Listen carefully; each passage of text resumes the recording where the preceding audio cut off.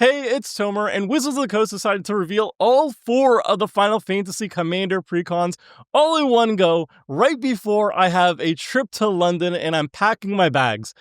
Yay! So in this video, we're going to check out all 4 of the brand new deck lists going one by one, starting with the brand new cards exclusive to the deck, and then the rest of the deck, the reprints. All of the cards have brand new art in the Final Fantasy setting, and all 4 of the decks actually are themed around a specific deck. So there's, I believe, a Final Fantasy VII deck, Final Fantasy X, 14, and something else. We'll get to it soon. We'll find out together. We begin with the game that I am most aware of, the one that I'm actually playing through a remake of, the Final Fantasy VII Precon Limit Break. It's a Naya deck focused on equipment.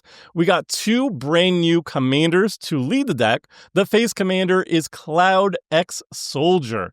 It's a 5-mana Naya legendary creature, human soldier mercenary. It's a 4/4 with haste, and when it enters, attach up to 1 target equipment you control to it. Whenever it attacks, draw a card for each equipped attacking creature you control. Then if Cloud has power 7 or greater, create 2 treasure tokens. So the Naya Precon is all about making your creatures really big. There's a couple cards that are keyed off having power 7 or greater, and it has a very strong equipment theme as well. And Cloud kind of exemplifies the high power matters and also the equipment part of the deck. So Cloud is incredibly efficient, enters the battlefield, immediately gets to swing because it has haste, immediately gets to attach equipment you control to it.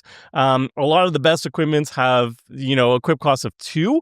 The sword cycle, for example, so that's already giving you an advantage of 2 mana as soon as you cast it, like refunded to you if you have a sword laying around. And then some of the equipments cost you even more than that if they're even more powerful. So really powerful effect. And then when you're attacking, you're going to be drawing at least 1 card if you're equipped to Cloud. And then you're going to make 2 treasure tokens if Cloud happens to be power 7 or greater. And then if you're attacking with more equipped creatures, you get to draw even more cards. So that's a lot of value on a 5-drop. So Cloud works very well as like a Voltron strategy, but then also if you're attacking with multiple creatures, you get more value out of them if they're all equipped. Really powerful commander. The second new commander that could lead the deck, it's also a Naya legendary. It's Tifa, Martial Artist. It's a 4-mana Naya legendary creature, human monk. It's a 4/4 with melee, and whenever 1 or more creatures you control with power 7 or greater deal combat damage to a player, untap all creatures you control. If it's the first combat phase of your turn, there's an additional combat phase after this phase. So Tifa doesn't care about equipment like Cloud does, but she also cares about attacking with multiple creatures and being big at the same time, specifically power 7 or greater.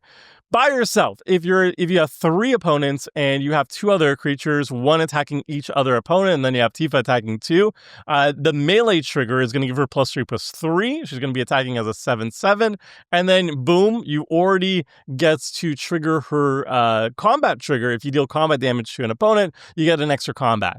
If you attack with 3 creatures 7 power or greater, and they all deal combat damage to each 3 of your opponents, assuming, again, for a 4-player free-for-all game, and you have 3 opponents, you manage to deal 3 damage to each of them with power 7 or greater creatures, then you get to take 3 extra combats. And I know the wording is a little bit clunky here, but basically, if you attack with 3 creatures power 7 or greater, you deal combat damage to each 3 of your opponents. You get 3 extra combats, and then during each of those combats, they untap all your creatures. So you do manage to get maximum value out of that if you manage to trigger it. If you do manage to trigger it, obviously all your opponents are probably dead because Tifa keeps growing with her melee ability, so she hits harder every single combat. And just 4 combat hits in a row on all of your opponents is usually GG. I mean, it's Christmas Land, but if you manage to trigger it, you win the game. Even if you don't, if you just manage to attack with Tifa and every single time you're attacking with Tifa, you get an extra combat, that's already ridiculous value on a 4-drop that keeps growing every single time you're swinging too. So yeah, Tifa's incredibly powerful. I would say maybe even stronger than Cloud. It costs less. Extra combats are just so powerful, and it doesn't really take that much to get one extra combat. So yeah, she's really strong. She's definitely a worthy build around, also worthy in the command zone of this deck. Then we have a lot of other brand new cards that are exclusive to the deck. Most of them are going to be legendary creatures just because, Final Fantasy has a lot of characters and you want to put out as many of them as possible in the deck. So first we got Bogenhagen Wise Elder. I actually haven't come across this character yet in Final Fantasy Remake. I'm most of the way through or halfway through part 2, and I haven't come across Bugenhagen. This is a 2-mana green, 1/3 legendary creature, human shaman. It has reach. At the beginning of your upkeep, if you control a creature power 7 or greater, draw a card, and you can tap it, add 1 mana of any color. So a 2-mana mana dork that has reach. I guess that's kind of fine. It's not a very big creature though. It's not a great blocker. And then on your upkeep, power 7 or greater, that theme crops up again. We've seen it on both the commanders. You get to draw a card. So if you have big stompy creatures, this is just a Phyrexian Arena that also taps for mana, which is very, very efficient. Then we've got Sid, Free Flyer Pilot, another character I haven't come across yet. 2-mana white, 2/2 legendary creature, human warrior pilot. Equipment and vehicle spells you cast cost 1 less to cast. It has jump. During your turn, Sid has flying. And then pay 2 mana, tap it, return target equipment or vehicle from your graveyard to your hand. Okay, so this is a great card for both equipment decks and vehicle decks. A 2-mana mana discount is a great rate. It's like the rate you expect to see for a specific type of mana discount type mana dork. We've seen a lot on like Aura versions of this, for example. And then it has a great activated ability. Like you could just keep recurring equipments or vehicles. I think this is a slam dunk in any equipment deck or a vehicle deck. Then we've got Heli Trooper. This is a common enemy you see in Final Fantasy VII. 2-mana, white, a 1/2 creature, human soldier. It has flying. When this creature attacks, another attacking creature gains flying until end of turn. Equip abilities you activate that target this creature costs 2 less to activate. So this kind of works with the go wide equipment strategy of the deck, where like you're not trying to lay everything on Cloud, for example. If Cloud's your commander, you actually want to have multiple creatures equipped and attacking, and Heli Trooper kind of exemplifies this. It costs less to equip it. It has evasion, so it can swing in very easily. And it also gives your other creatures evasion too, so they can also swing in easier. Just a really efficient card that is amazing in go wide equipment strategies. Next, we've got Professor Hojo. I've seen this character a lot. This is 2-mana green, 2/2 legendary creature, human scientist. Such a scamp. The first activated ability you activate during your turn that targets a creature you control costs 2 less to activate. So this includes equipments, for example. And then whenever one or more creatures you control become the target of an activated ability, draw a card. This ability triggers only once each turn. So this, in the context of this deck, it works really well with equipments because equipments are activated abilities, so they cost less, and then you're also drawing cards when you're equipping. But it's also more generalistic. So if you have other decks or cards that have activated abilities that target creatures, this will also give a mana discount and card draw to them. So I like the flexibility here. Next, we got Avalanche of Sector 7. 3-mana red legendary creature, human rebel. It's a star 3 with menace. Its power is equal to the number of artifacts your opponents control. And whenever an opponent activates an ability of an artifact they control, Avalanche deals 1 damage to that player. So this is kind of like artifact hate. It's particularly good against treasures, like treasure decks, because treasures are also activated abilities. They're mana abilities, but they're activated abilities, I believe. So it pings your opponents. It can smash your opponents really, really hard in the face. And if you're up against an artifact heavy meta, it's quite good there. I just love that like Wedge is in this deck. I just love Wedge. It's good for him. And then we got Alina Turk Recruit. It's a 3-mana white legendary creature, human assassin. It's a 1/4, and it says when it enters, return target non-assassin historic card from your graveyard to your hand. And whenever it has a historic spell, put a +1/+1 counter on Alena. I could have sworn this was like a copy-paste job of an Assassin's Creed card. I feel like there's an Assassin's Creed card that did literally this. But yeah, it's another assassin, so it fits well Assassin's Creed decks, I assume. And a little bit of recursion, a little bit of growing. It works particularly well in historic decks, but in the context of this deck, all your equipments are artifacts, so they're historic, so they trigger Elena, and you can return them back to your hand with Elena. Then we got red, Proud Warrior. It's a 3-mana Gruul, legendary creature, Beast Warrior 3/3, Vigilance, Trample. Other modified creatures you control have Vigilance and Trample. That's quite nice. It has Cosmo Memory. When it enters, return target aura or equipment card from your graveyard to your hand. So again, in the context of this deck, you want to go wide with your equipments, or just have a lot of equipments on your creatures, and that triggers the modified thing, gives them Vigilance, Trample. Those are very good keywords to have. And then also when it ETBs, you're getting more things from the graveyard to your hand. A lot of recursion so far that we've seen for equipments. Is there a self-mill strategy in this deck? I don't think so, but I guess people are expecting your equipments to blow up a lot. Then we got Vincent, Vengeful Atoner, another card I haven't seen yet in Final Fantasy, but looks cool. It's a 3-mana red legendary creature assassin. It's a 3/3 with menace. Whenever one or more creatures you control deal combat damage to a player, put a +1/+1 counter on Vincent. It has chaos. Whenever it deals combat damage to an opponent, it deals that much damage to each other opponent if Vincent's power is 7 or greater. Again, 7 or greater as the theme here. If you go wide and you hit a lot of people, then you grow Vincent very, very quickly. Or alternatively, if you grow Vincent by putting equipment on him or growing him other different ways, you can activate that chaos ability fast too. So there's 2 different ways to get to the chaos, the mass damage that it can provide. It's just a good beater. It does a lot of damage. Not more can be said over here. I guess if you throw a curiosity effect on it, then you get maximum value out of the chaos, but I feel like that's a little bit too win-more-y. Just a good beater, I guess. Then we got Yuffie, Materia Hunter. This is a card I did see. That art it's okay, I guess. I might get some hate because this might be a Japanese artist or something, and maybe he's an official artwork or something. I don't like this one. Whatever. Anyway, 3-mana red, legendary creature, human ninja. It's a 3/3 as ninjutsu of 2 mana. So this is actually the first ninja in red, by the way. And when Yuffie enters, gain control of target non-creature artifact for as long as you control Yuffie. Then you may attach an equipment you control to Yuffie. So you can ninjutsu it in. If you have an equipment laying around, you immediately equip it so she hits harder immediately. And you get to steal something from your opponents, which I think that 1-2 punch is really good. A Sol Ring is the most played card in Commander. Just randomly stealing a Sol Ring and then equipping something and hitting somebody for a bunch of damage is all really good. Well and good over here. Then we got Irith, Last Ancient. It's a 4-mana Selesnya legendary creature, human cleric druid. It's a 3/5 with a lifelink. It has raise at the beginning of your end step. If you gain life this turn, return target creature card from your graveyard to your hand. If you gain 7 or more life this turn, return that card to the battlefield instead. Aerith, just really good at healing manage, can pump out that healing really well. Very flavorful. Again, more recursion for the deck. It gives you some lifelink payoff.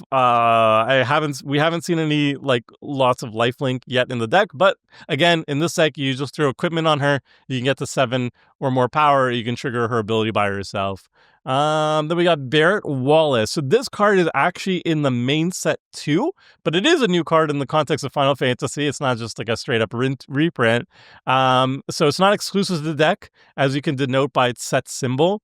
But it is a new card because it's a new Final Fantasy card. So Barrett Wallace is 4-mana red, legendary creature, human rebel. It's a 4/4 with reach. When it attacks, it deals damage equal to the number of equipped creatures it controls to the defending player. Again, you got a bunch of equipments. You want to deal some damage. That's what Barrett does, and he does it pretty efficiently, I guess. Actually, it's not very good. It's a number of equipped creatures you control. So how many would you have? Maybe 3 or so? It's fine. Then we got Barrett, Avalanche Leader, and this one is exclusive to the Commander deck. It's a 4-mana Gruul, legendary creature, human rebel. It's a 4/4 of reach, and whenever an equipment you control enters, create a 2/2 red rebel creature token. At the beginning of combat on your turn, attach up to 1 target equipment you control to target rebel you control. So this is kind of actually returning rebel from, I think, for Mirrodin also made red rebels, and it was attached to equipment. So this is kind of works with that. It's kind of backwards compatible for Mirrodin. So you make a bunch of, whenever you're playing equipments or whatever, you get a bunch of creature tokens on the battlefield. They're already pretty good by themselves as 2/2s, but then they're also equip fodder for you, and Baird even equips them for free, so that's quite nice. Very, very efficient token maker for equipments, and also allows you to equip for free. Just really nice. And then we got Kate Sith, Fortune Teller. I did meet this this card already in my playthrough. It's 4 mana, red, 3/3 legendary artifact creature, Cat Moogle. I thought it was a robot. I guess the robot part is the artifact, but then it also counts as a cat and a Moogle, I guess, because it looks like one. Then it has lucky slots. At the beginning of combat on your turn, scry 1, then exile a top card of your library. You may play that card this turn. You may exile a card. When you exile a card this way, target creature you control gets +X/+O until on the turn, where X is that card's mana value. So it's for 4 mana every single turn, starting on the first turn you cast it if it's your pre-combat main phase. You get to scry 1, card advantage, impulse draw, and then also a little bit of a pump effect rolled all into one. That's pretty good. It's like a Phyrexian Arena +++ for 4 mana instead of 3. Yeah, that's solid. Then we got Heidegger, Shinra Executive, 4 mana white, 3/3 legendary creature, human soldier. At the beginning of combat on your turn, target creature gets +X/+O until on the turn, where X is the number of soldiers you control. At the beginning of your end step, create a number of 1/1 white soldier creature tokens equal to the number of opponents who control more creatures than you. So there's a little bit of a soldier sub-theme over here, because it just so happens that a lot of the creatures here that we're talking about in the context of this game are soldiers. So, it's a little bit of a soldier payoff, and also make soldiers too. That's quite nice. Not the greatest card in the deck as a whole, I would say, because it doesn't really fit the equipment sub-theme or whatever, but it is fine. It also makes a big creature, so it triggers like the power 7 or greater matters stuff. Then we got Sephiroth. Fallen Hero, 5 mana, Boros, legendary creature, human avatar soldier. It's a 7/5. Genova cells. When it attacks, you may put a cell counter on target creature until end of turn. Each modified creature you control has base power and toughness 7/5, and has the Reunion. 3 mana, sacrifice a modified creature. Return this card from your graveyard to the battlefield tapped. So, making all your creatures 7/5. Typically, they're not going to have base power 7/5, so this is a pump. It triggers all your power 7 matters greater thing works. It works with the equipment theme. And then it's a big old beater that's 7/5. It could very efficiently, easily come back every single time directly from the graveyard to the battlefield. For 3 mana and sacrificing a random modified creature like a Rebel, for example. You can do this at Issa speed too, so it's a very resilient threat. It pumps up your board in a very unique way. Really, really cool card. I like it. Then we got Summons. So Summons are a new type of saga coming in Final Fantasy. The main gimmick here is they're sagas, but they're also creatures. So just imagine sagas now have a creature on it, and they stick around until the saga leaves, and then they're sacrificed and they're gone that way. So this is a 6 mana red summon. It's a 7/5 Trample Haste Saga Ox, and has 3 chapters. The first one, Lightning. It deals 3 damage to each of up to 2 target creatures. Ice. On chapter 2, up to 3 target creatures can't block this turn. Chapter 3 is Fire. Discard a card, then draw 2 cards. When you discard a card this way, this creature deals damage equal to that card's mana value to each opponent. I haven't gotten Kujata yet. Am I going to get it? I'm in the jungle. I think that might be Kujata. I don't know. Anyway, so yeah, it's a little bit of it's 6 mana, which is a lot. But it immediately gets a swing. It's 7 power, so 7 power matters. The first chapter is like whatever, until it picks off small creatures. The second one is quite nice for when you're trying to murder people. And then the last one is quite good too, just dealing a lot of damage to each opponent, a little bit of looting effect. It's nice. 6 mana is a lot, but you are getting a lot of value over time with this one. Then we get non-creatures. Cloud's Limit Break. 2 mana, white, instant. It's tiered, which is another new keyword in Final Fantasy, where you choose one additional cost. It's kind of like modular kicker, you could say. You only get one of these versions, or like or like limited spree, I guess. You only get to choose one of these versions, but I guess they're just more mana efficient than spree, which allows you to get all of them. Anyway, so the first tier is cross slash for 0 mana, so just you pay the base 2 and then nothing else. Destroy target tapped creature. Blade beam, pay 1 mana, destroy any number of target tapped creatures with different controllers. And then finally, if you pay 4 extra mana, destroy all tapped creatures. So this is just like a flexible removal spell. It's instant, so you can use this defensively, like when people are swinging out at you or whatever. Or I mean, like if somebody's tapped out, you can just like on me / boom, goodbye their board. I like it because it's like an asymmetrical board wipe. If you and add instant speed, it's a little bit expensive, but the flexibility is quite nice. And then we got Ultimate Magic Holy. It's a 3 mana white instant permanent you control, gain indestructible until end of the turn. If the spell was cast from exile, prevent all damage that would be dealt to you this turn, and it's foretell of 3 mana, 2 and a white. So 3 mana permanent you control, gain indestructible until end of the turn is already like a standard rate. Usually 3 mana indestructible, you usually get something a little bit on top of that, but very minor. But the fact that if you could cast it from exile, you also get basically a fair version of Teferi's Protection, where you also get the fog on top of it, makes it really, really exciting. Teferi's Protection, I keep saying, is like a huge design mistake. It was way too overpowered. This one seems like a fixed version of it. You have to work for it. It's obviously none as good, but it is a powerful effect nonetheless. And if you are in like any deck that can reliably cast this, or if you just like foretell it early or whatever, I think it's quite nice. I think actually just playing it fair in any deck, just foretelling it, and then you can cast it for free whenever you need to, and you don't have to worry about keeping on mana, is actually quite good. So I think I just jam it in just your average white deck and see how it goes from there. But if you can start casting it from exile very reliably, it gets even better. Then we got Lifestream's Blessing, 6 mana green instant. Draw X cards where X is the greatest power among creatures you controlled as you cast a spell. If the spell was cast from exile, you gain twice X life, and it has foretell of 5 mana, 4 and a green. This card is bananas. It's like Garrick's Return of the Wild Speaker and everything. It's basically the same card where you draw X where X is the greatest power at instant speed. That's already an incredible effect. So powerful in green in any go tall style deck like this is. And then on top of it, if you manage to cast it from exile, you're going to gain like in the concept of this deck with all these 7 power creatures, you're gaining like 14 life at the minimum. This card is so wild. This card is so good. Yeah, really, really powerful. Then we got Ultimate Magic Meteor. It's a 6 mana red sorcery. Ultimate Magic Meteor deals 7 damage to each creature. If the spell was cast from exile, for each opponent, choose an artifact or land that player controls, destroy the chosen permanents, and it's foretell of 6 mana. So it's a board wipe. It only does 7 damage, so it won't kill like the biggest of big creatures. But if you foretold it, you're also blowing up artifacts and lands. I really like that a lot. It is 6 mana. That's a lot for a conditional board wipe. But the fact that if you could foretell it, or cast it from exile very consistently, like I'm thinking like Rocco decks and stuff, or Prosper, obviously Prosper decks, it's definitely worth it, I think, for just that foretell ability. Quite nice.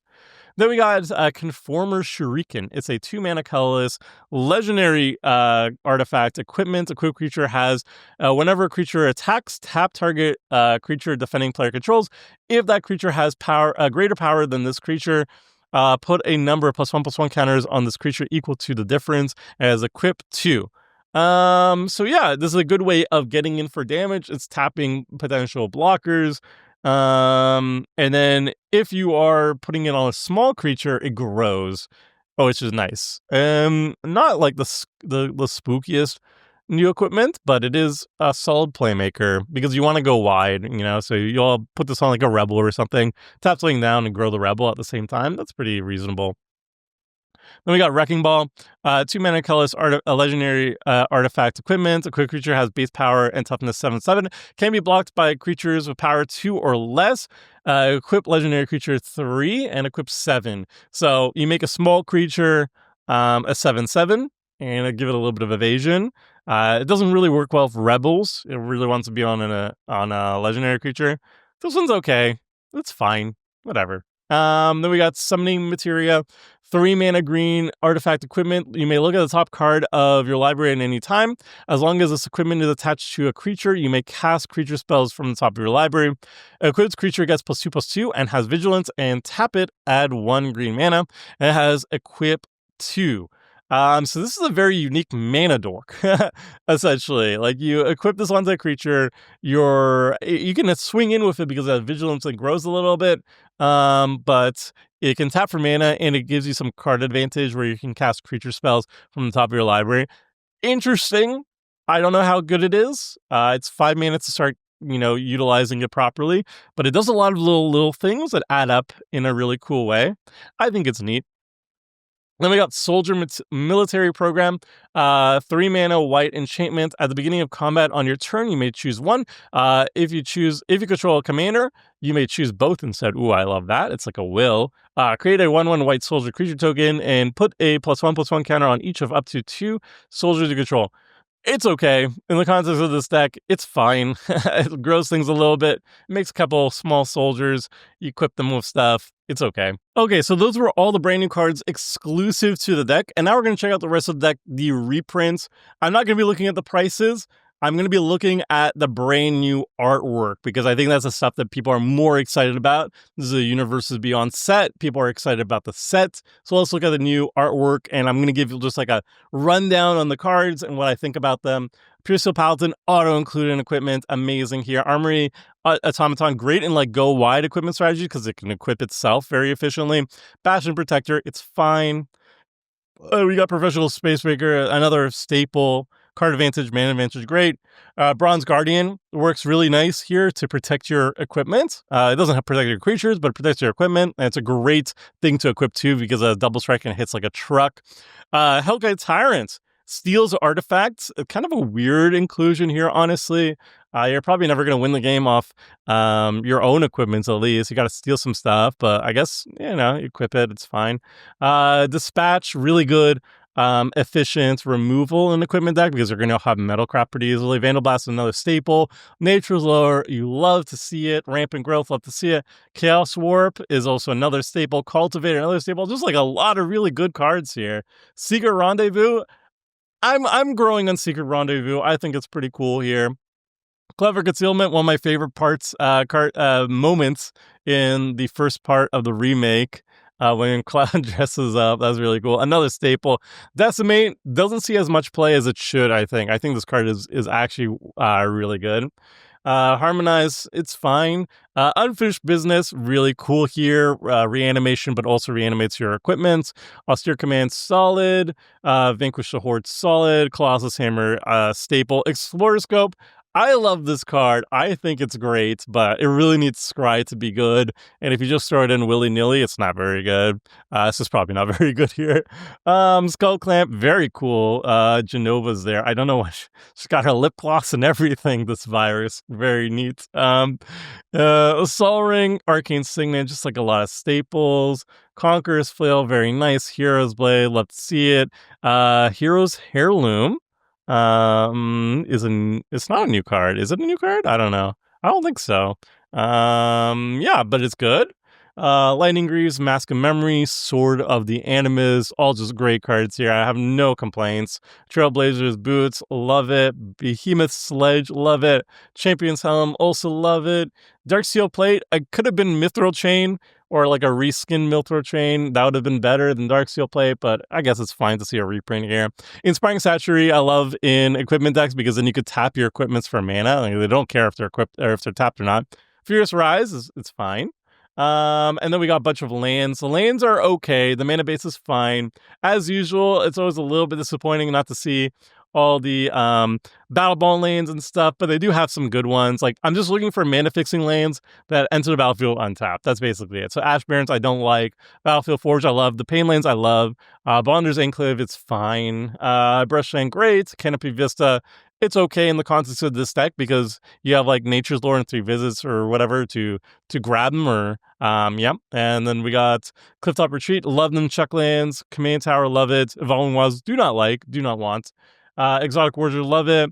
Firelit Thicket, I love all of these filter lands. Fortified Village, the reveal lands, they're fine in 2-color decks. In 3-color decks, they're more sus, but whatever.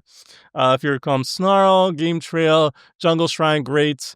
Mossfire Valley, good. Path of Ancestry, good. Radiant Grove, ugh, not really. Rootbound Crag, great. Rugged Prairie, great. Sacred Peaks, no. Scavenger Grounds is great. Slayer's Stronghold is fine. Spire of Industry is cool. I love this Shinra building there. And then we got Sungrass Prairie, Sun Petal Grove, Sunscorched Divide, and Wooded Ridgeline. It's fine. The mana base is fine. I love that they have new art for all of them, though. That's the main takeaway here. Overall, the deck looks incredible. The mana base, or the lanes, are kind of disappointing, as usual. This is what you come to expect with Precons. But everything else, really, really good. Aerith was the only one that seems really weird in this deck. There's just not much lifelink going around. There's like Behemoth Sledge and Aerith herself. So I don't know how easy it's going to be to trigger her raise ability. Unless I missed something, tell me if I'm wrong here. But otherwise, everything else looked amazing. Like, this is a really powerful deck. A lot of exciting new cards. Love to see it. Next, we have Revival Trance. This is a new Mardu deck focused on Final Fantasy VI.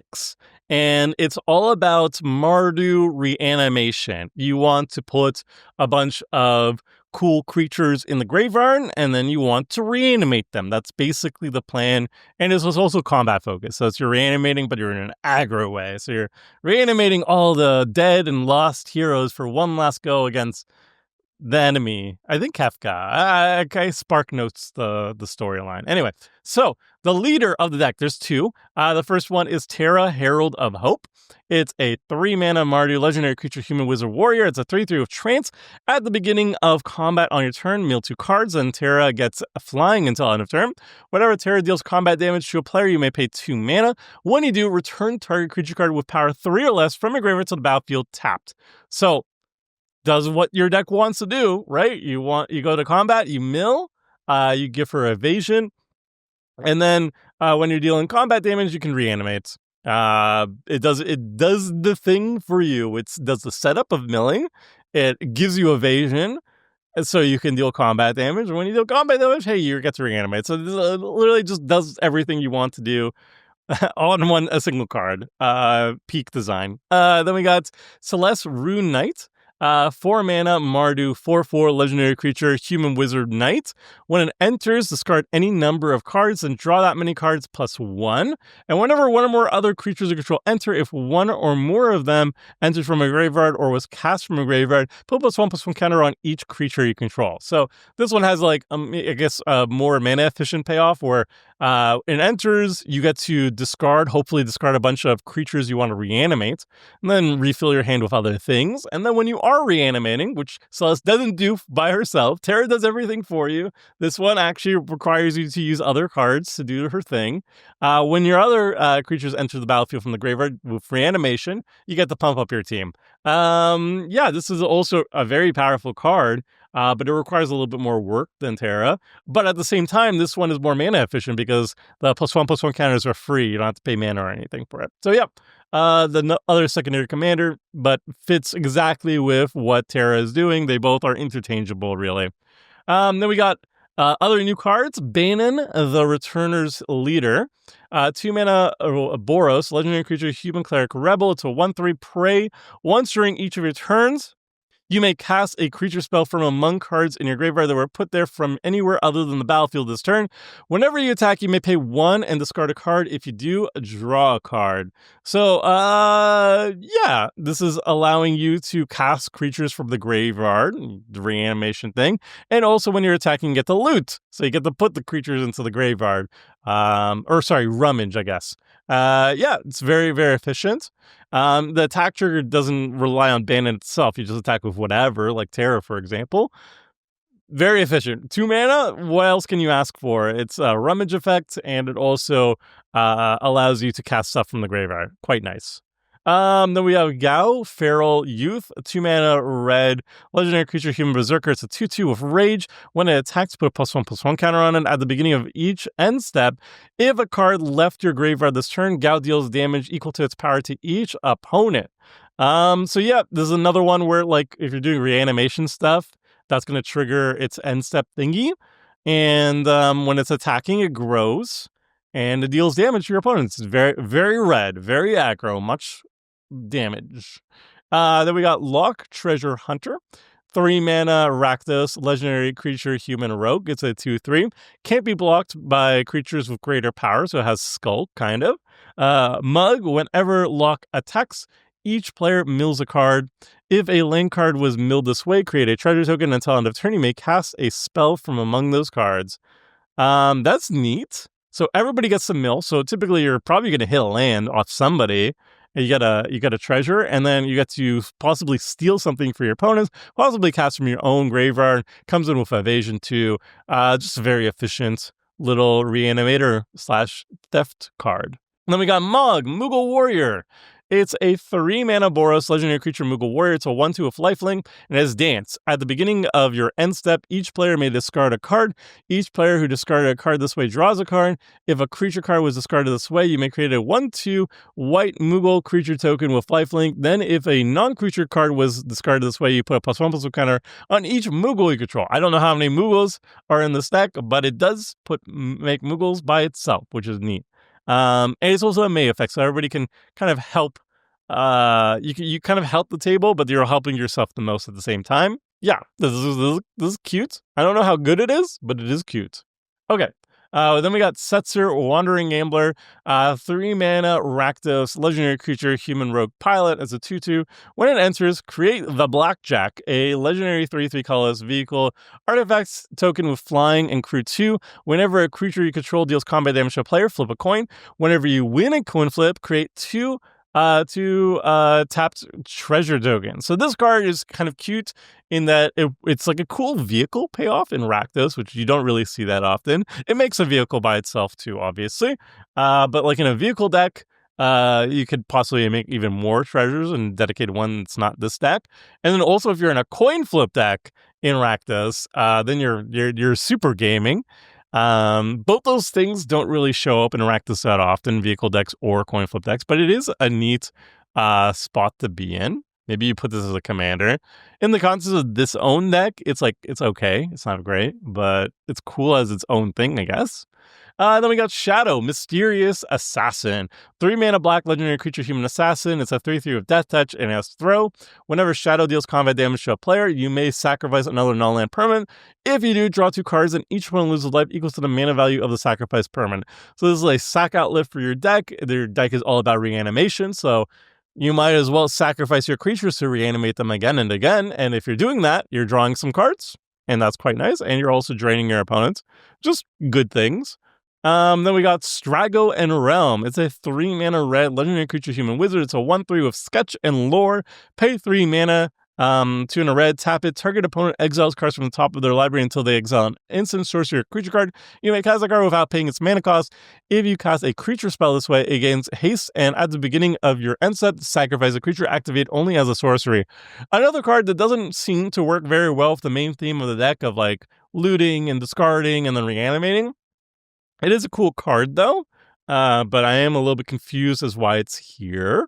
Maybe will be explained as we look at the other cards. Other cards, the Warring Triad. 3 mana, colorless, legendary artifact creature god. It's a 5/5 with flying trample. Hey, it's my goodness. As long as there are fewer than 8 cards in your graveyard, it isn't a creature. Okay, so that's how it turns on. And you have 8 cards in your graveyard. You can tap it, mill a card. Target player adds 1 mana of any color. So early on, it's a mana dork. It's a mana rock for 3, but it mills you, so it works toward your thingy, your advantage. And then as soon as you have that 8 card threshold, you can start smashing people in the air for 5. And if you draw it later on, even better, because you could just pay for 3 mana and you start smashing people for 5 immediately. It's not like busted or anything. It doesn't have indestructible or anything, but nonetheless, it is a very efficient beater / mana rock, and I like the flexibility here. Then we got Edgar, Master Machinist. Machinist? I don't know how to say the word. 4 mana, Boros, 2/4, legendary creature, human artificer, noble. Once during each of your turns, you may cast an artifact spell from your graveyard. If you cast a spell this way, that artifact enters tapped. It has tools. Whenever Edgar attacks, it gets +X +O until end of turn, where X is the greatest mana value among artifacts you control. So this is another reanimation or like graveyard payoff. You can cast artifact spells that you're discarding, sacrificing, whatever, every single turn. It's kind of like an Oscar-ish type effect. And whenever it's attacking, you get to get a big buff spell if you have a big artifact on the battlefield, mana value-wise. It's efficient. It's doing what the reanimation deck wants to be doing, smashing faces and also getting stuff out of your graveyard back onto the battlefield. Quite nice. Very Oscar-ish, I feel. Then we got Go-Go, Mysterious Mime. It's a 4-mana red legendary creature wizard. It's a 2/2 with, at the beginning of combat on your turn, you may have Go-Go become a copy of another target creature you control until end of turn, except its name is still Go-Go. So if you copy a legendary creature, you don't have to sacrifice to the legendary rule because it has separate names. And if you do, Go-Go and that creature each get +2/+0 and gain haste until end of turn and attack this turn if able. So it's like a weird clone in red. The nice thing is that the clone has haste and the creature you copy also has haste. And it gets pumped a little bit. It's very cute. Then we got Interceptor, Shadow's Hound. It's a 4-mana black legendary creature doggo. It's a 4/3 with Menace. Assassins you control have Menace, cool. And whenever you attack with one or more legendary creatures, you may pay 2 and a black, so 3 total. If you do, return this card from your graveyard to the battlefield, tapped and attacking. A little bit of a Menace sub-theme going on with these Final Fantasy decks. I like to see it. Maybe some Assassin's Creed cross synergies over here. The effect is like very, very mid, but the nice thing is that it reanimates itself, right? You attack with a legendary creature, which this deck is full of, and it just reanimates itself. This is attacking and stuff. It has Menace, so it's a little bit harder to block. I like it that you can just like loot it or whatever and then get it back as an extra beater. I think the value is very free. You just never want to hard cast it. Hard casting it feels real bad. But it's a cool card. And then we got Siegfried, Famed Swordsman. It's a 4-mana black legendary creature human warrior rogue. It's a 2/2 of Menace. When it enters, mill 3 cards and put X+1/+1 counters on Siegfried, where X is twice the number of creature cards in your graveyard. So it gets really big. It doesn't have haste or anything. It just ETB mills. It's kind of a lot for 4 mana, but it becomes a big beater. It becomes a big beater, but it doesn't have haste, so it can't smash in. It only mills 3. I mean, it's very thematic. It fits with the theme of the deck, but it's fine. Whatever. Oh, and then we got a summon. We got a new summon. It's Summon Esper Valigamanda. It sounds almost Italian. Valigamanda. It's 4 mana red, 3/3. Enchantment creature Saga Drake. That's flying in haste, and it has 4 chapters. So the first chapter is exile an instant or sorcery card from each graveyard. And then chapter 2, 3, and 4 are add 1 red mana for each lore counter on the saga. You may cast an instant or sorcery card exiled with the saga, and mana of any type can be spent to cast that spell. So this card is great for any deck that fills graveyards very efficiently, because you get one from possibly 1 instant sorcery from each graveyard, and the following chapters allow you to cast instant sorceries that are exiled this way, and you get an ever amount of mana to cast those spells. Like chapter 1, you get 1 mana. Chapter 3 or chapter 2, you get 1 mana. 3 and 4, you get 1 extra mana. It's quite nice, and also it's a creature, so you can reanimate it easier in this deck. Lots of value over here. Probably better in Spellslinger decks or ways that you can mill your opponents so you always have good instant sources to copy from them. But regardless, just throwing it in as a value piece is also nice here. Then we got General Leo Christoph. 5 mana white, legendary creature, human soldier is a 2/2. When it enters, return up to 1 target creature card with mana value 3 or less from your graveyard to the battlefield. Then put a +1/+1 counter on general for each creature you control. So it's like a kind of mini Sun Titan effect. 5 mana, reanimate a small creature, and then it becomes a big creature. It's okay. It's fine. It fits the theme. Then we got Sabin, Master Monk. 5 mana, red, a legendary creature, human noble monk. It's a 4/3 of double strike and has Blitz. 4 mana, discard a card. So you can blitz it in for its blitz cost. It has haste. It gets sacrificed at end step, and then you go to draw a card when you do that. And you discard a card as a process. So you don't go up in cards, but It replaces itself. And then you may discard this card from your graveyard. You may cast this card from your graveyard using its Blitz ability. Another great payoff for all your reanimation stuff.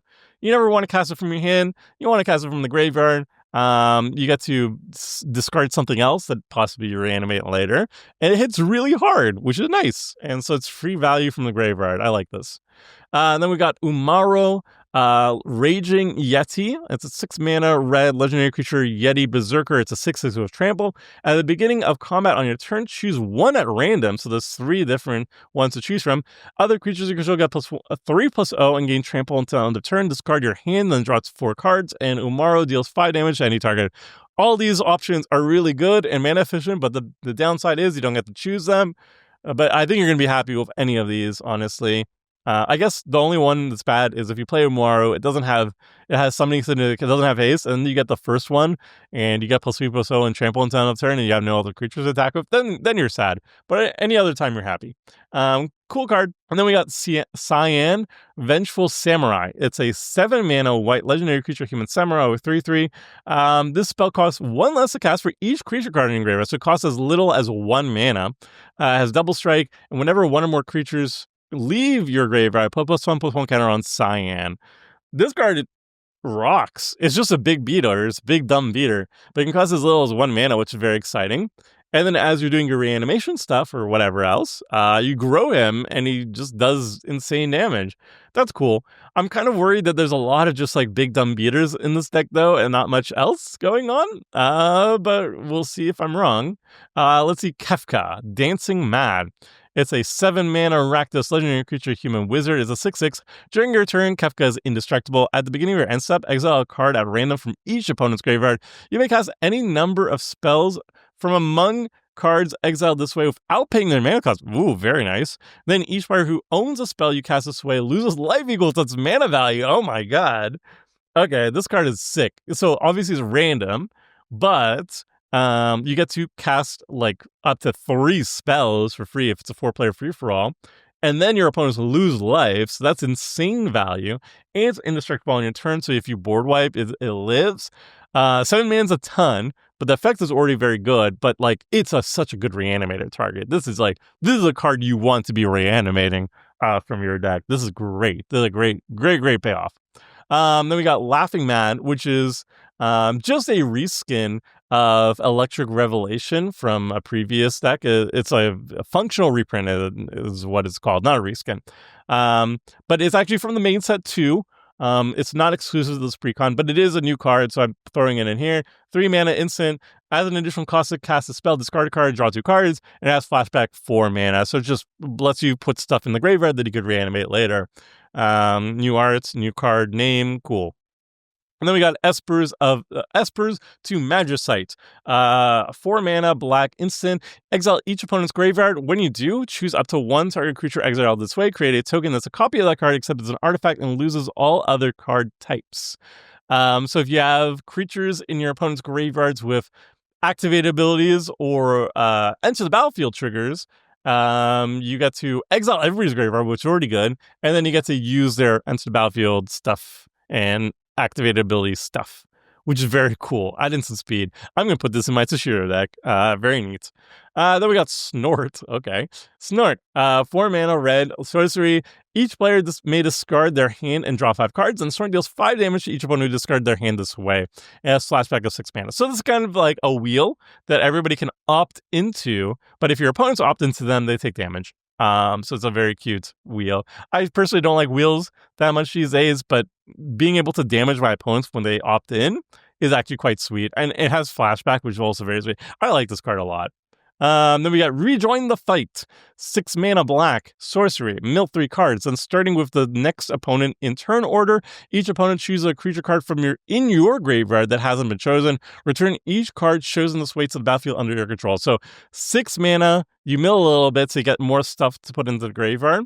And then you get to reanimate 3 things essentially, but your opponents have to choose what it is. Seems like a lot for 6 mana, but it's cool. I like it. It's cool, but maybe it could have been cheaper. I don't know. Then we got Phoenix Down. This is also in the main set, but it's a new card, so I'm throwing it in here. 1 white mana artifact. Pay 2 mana, tap it, exile this artifact, choose 1, return target creature card with mana value 4 or less from your graveyard to the battlefield tapped, or exile target skeleton, spirit, or zombie. I've never seen the Phoenix Down kill skeleton, spirits, or zombies in Final Fantasy VII at least, but I do know that it reanimates stuff, and it works very well in this deck because it reanimates stuff. Then we got Coin of Fate. 2 mana white artifact. When this artifact enters, surveil 1. Pay 4 white, tap it, exile 2 creature cards from your graveyard, sacrifice this artifact. An opponent chooses one of the exile cards. You may put that card on the bottom of your library and return the other to the battlefield tapped. You become the monarch. Yeah. Yeah, so it's a reanimation effect. So when it enters, it surveils. Doesn't do anything else, though, when it's on the battlefield. Weird. And then you have to pay 6 mana total. You reanimate one of them. This is not very good. And you can become the monarch? No. No, not very good. Okay, whatever. Then we got the Falcon, Airship Restored. 3 mana, black, legendary artifact, vehicle. It's a 4/3 with flying. Whenever the Falcon deals combat damage to a player, you may sacrifice it. When you do, return target creature card from your graveyard to the battlefield, pay 5 mana black, return this card from your graveyard to the battlefield tapped, and has crew 2. This is a very tricksy style of reanimation, right? Like if you hit something, you sacrifice it and return something else to the battlefield, but then you could pay 5 mana and return it itself to the battlefield at instant speed, and then do it again and again and again. It's a lot of mana, but it's repeatable. It's very unique. Maybe it's a little bit too cutesy, but I love it. All right, those were all the brand new cards. Now let's check out the reprints. We got Stitcher's Supplier, very nice in any sort of reanimation deck. Milliken, very thematic in any reanimation deck. Priest of Fell Rights, also amazing. Love the new arts on all these. Morbid Opportunist, great when you're doing a sacrifice style deck. You don't really just do that much sacrificing in this deck, but it's still good. Anger, another great reanimation card. You just put it in all things I've hazed. Palace Jailer, it's fine. Pilla's Plunderer, another great card for any sacrifice deck, a staple even. Solemn Simulacrum is solid. Archfiend of Depravity is a cute one. A little bit like a mini wipe type effect that you can reanimate. Combustible Gearhulk, another like card advantage type thing that you could reanimate. Flare of the Hatebound, loss of damage when you're reanimating. Ruin Grinder, another card that like puts itself in the graveyard, but then also you can reanimate it afterwards. Very cool. Sun Titan, fantastic here. Angel of the Ruins, another card that you put yourself in the graveyard and then great reanimate target. Meteor Golem, another great reanimate target. Sepulchral Primordial reanimates all your opponent's stuff. Also fantastic to reanimate itself. Reanimates. This is great reanimate. Night's Whisper, fantastic. Stitch Together, fantastic. Bedevil, solid. Crackling Derm, I absolutely love. Legions of Ashes, it's fine. Mortify is solid. Big Score is great here. Tragic Arrogance, very cool. Ruinous Ultimatum, one of the best reasons to be in any Mardu deck is just a one-sided wipe. It's very good. Rise of the Dark Realms is very cool here too. I think the context is just like Rising of the Heroes, which is cool. And just a good payoff at a reanimation deck. Then we got Soul Ring, Wayfarer's Bauble, Arcane Signet, all great cards here. Key to the City is solid.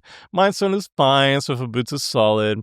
We got Talisman of Conviction and Indulgence, both good. Commander's Sphere is okay. Then we got the lands, and like the last one, the lands are fine. Nothing great, probably the weakest part of the deck as a whole, but there's enough good stuff that I'm not going to complain. Ash Barrens, Battlefield Forge, Clifftop Retreat, Demolition Field, Desolate Mire, Dragonskull Scummit, Evolving Wilds, Exotic Orchard, Fetid Heath, Foreboding Ruins, Fury Calm Snarl, Geothermal Bog. I don't know why the bogs and stuff are in here, but that's the only one that I'm like, what? Graven Carns, High Market. Oh, High Mark. It's Isolated Chapel, Nomad Outpost, Path of Ancestry, Rogue's Passage, Ragged Prairie, Sacred Peaks, Shadowblood Ridge, Shine Shadow Snarl, Smoldering Marsh, Sulphurous Springs, Sunlit Marsh, Sunscorched Divide. The deck is fantastic. Unsurprisingly, all of these seem to be knocking it out of the park. My minor quibble is that some of the lands are a little bit sus, but like it's not going to really affect your gameplay experience at all. There's so few of them. These cards are expertly crafted. These decks are expertly crafted. Very, very good. I noticed there was like a little bit of a sacrifice theme going on to it, but not a lot of sacrifice outlets. I think that was the only thing that I'm like kind of question marky about. There were just a couple cards that I was like, why is this here? Like some of the new cards. But overall, this deck is excellent. Excellent deck. Really, really well done. All right, so it turns out I did not have time to cover all 4 of the Commander deck lists before my London vacation. They literally got previewed right before I had to hop on a train. Did not have enough time to cover all of them, so we're here in my London hotel room covering the last 2. It's the sketchiest setup you could ever imagine for recording. I'm literally using my deck boxes to hold up my camera. It's glorious. It's functional, though. So yeah, let's talk about the last 2 precons. And we got the first one is a Blitz counter, the Blitz counter deck. It's a Bant Counters Matters deck focused on the Final Fantasy X game. So there's, as always, 2 potential commanders for the deck. The first one, the face commander, is Titus, Yuna's Guardian. It's a 3-mana Bant legendary creature human warrior. It's a 3/3, and at the beginning of combat on your turn, you may move a counter from target creature you control onto a second target creature you control. And as cheer, whenever 1 or more creatures you control with counters on them deal combat damage to a player, you may draw a card and proliferate. Do this only once each turn. So this face commander is telling you what this deck is all about. It's all about counter shenanigans, not necessarily just like +1/+1 counters, but all sorts of counters. I believe there are 6 different counters in the deck, and I think one of the designers told me that there are a maximum of 6 in the deck because they want to have all 6 represented in little punch cards that come with the deck. So I think that was a cute little trivia about the magic design behind the deck. So yeah, it's all about different counters. Titus is moving counters around mana efficiently once per turn. And there's going to be certain permanents that want counters on them or want counters removed from them. And then there's going to be a bunch of cards that care about stuff with counters on them, like Titus himself. He wants your creatures to have counters on them because when you deal combat damage with them, you get to draw a card and proliferate. So it's just incredibly mana efficient for what he's doing. There's some hoops to jump through, obviously, but for 3 mana, you have a proliferate card draw engine that also moves counters around. It's doing everything the deck wants for 3 mana. It's doing it in a very fair way. You have to work for that value, but it's incredible value nonetheless. Now, the secondary commander is Yuna, Grand Summoner. It's a 4-mana Bant legendary creature human cleric. It's a 1/5 of Grand Summon. You can tap it, add 1 mana of any color. When you next cast a creature spell this turn, that creature enters with 2 additional +1/+1 counters on it. Whenever another permanent you control is put into a graveyard from the battlefield, if it has 1 or more counters on it, you may put that number of +1/+1 counters on target creature. So Yuna's also doing everything this deck wants to be doing. She's tapping for mana. She's a mana advantage. She's letting your creatures enter the battlefield with counters on them. So not only are they bigger, they have higher power and toughness, they can smash face better, but then they have counters on them, and there's a lot of counters matter stuff like Titus, for example. If you smash face with creatures with counters on them, you get to draw cards and proliferate.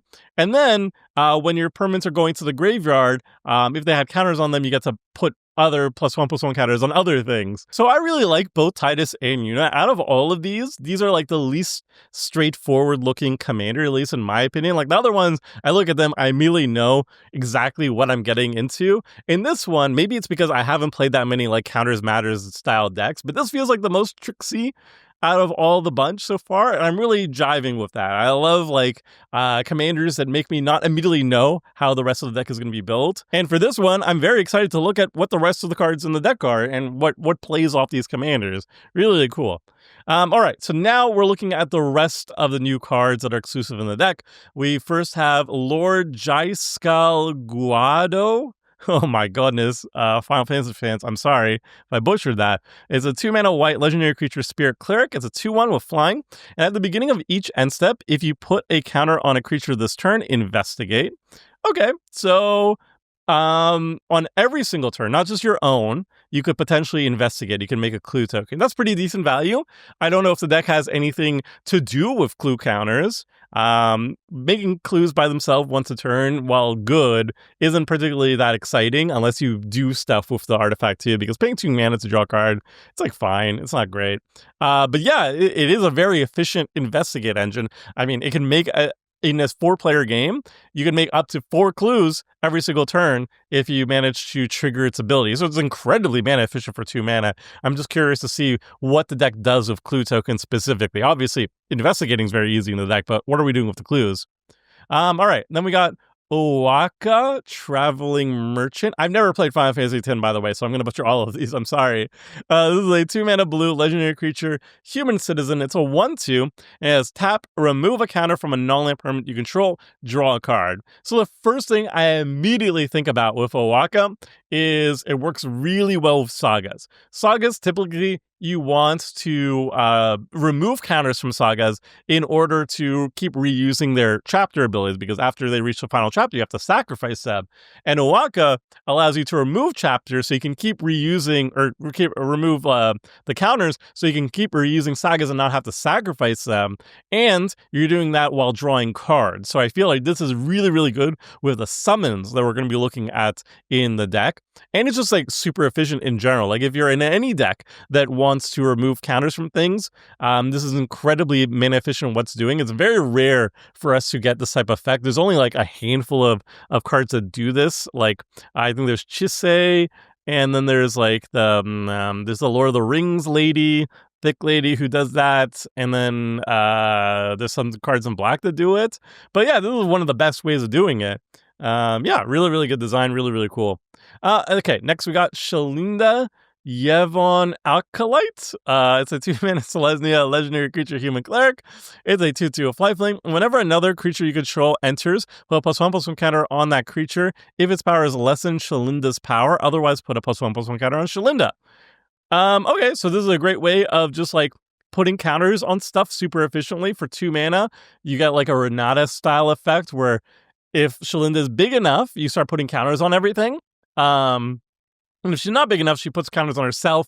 And obviously, the lifelink scales up too. Like the bigger Shalinda is, the more life you're gaining every time you're smacking somebody. So this is an incredibly just efficient way of getting counters on things and counters on herself. Just incredible in any +1/+1 counters matters deck. I would love to put this in my Hamza deck, for example. This card is really, really good. Okay, next we got Gata and Luzu. This is a 3-mana white legendary creature, human soldier.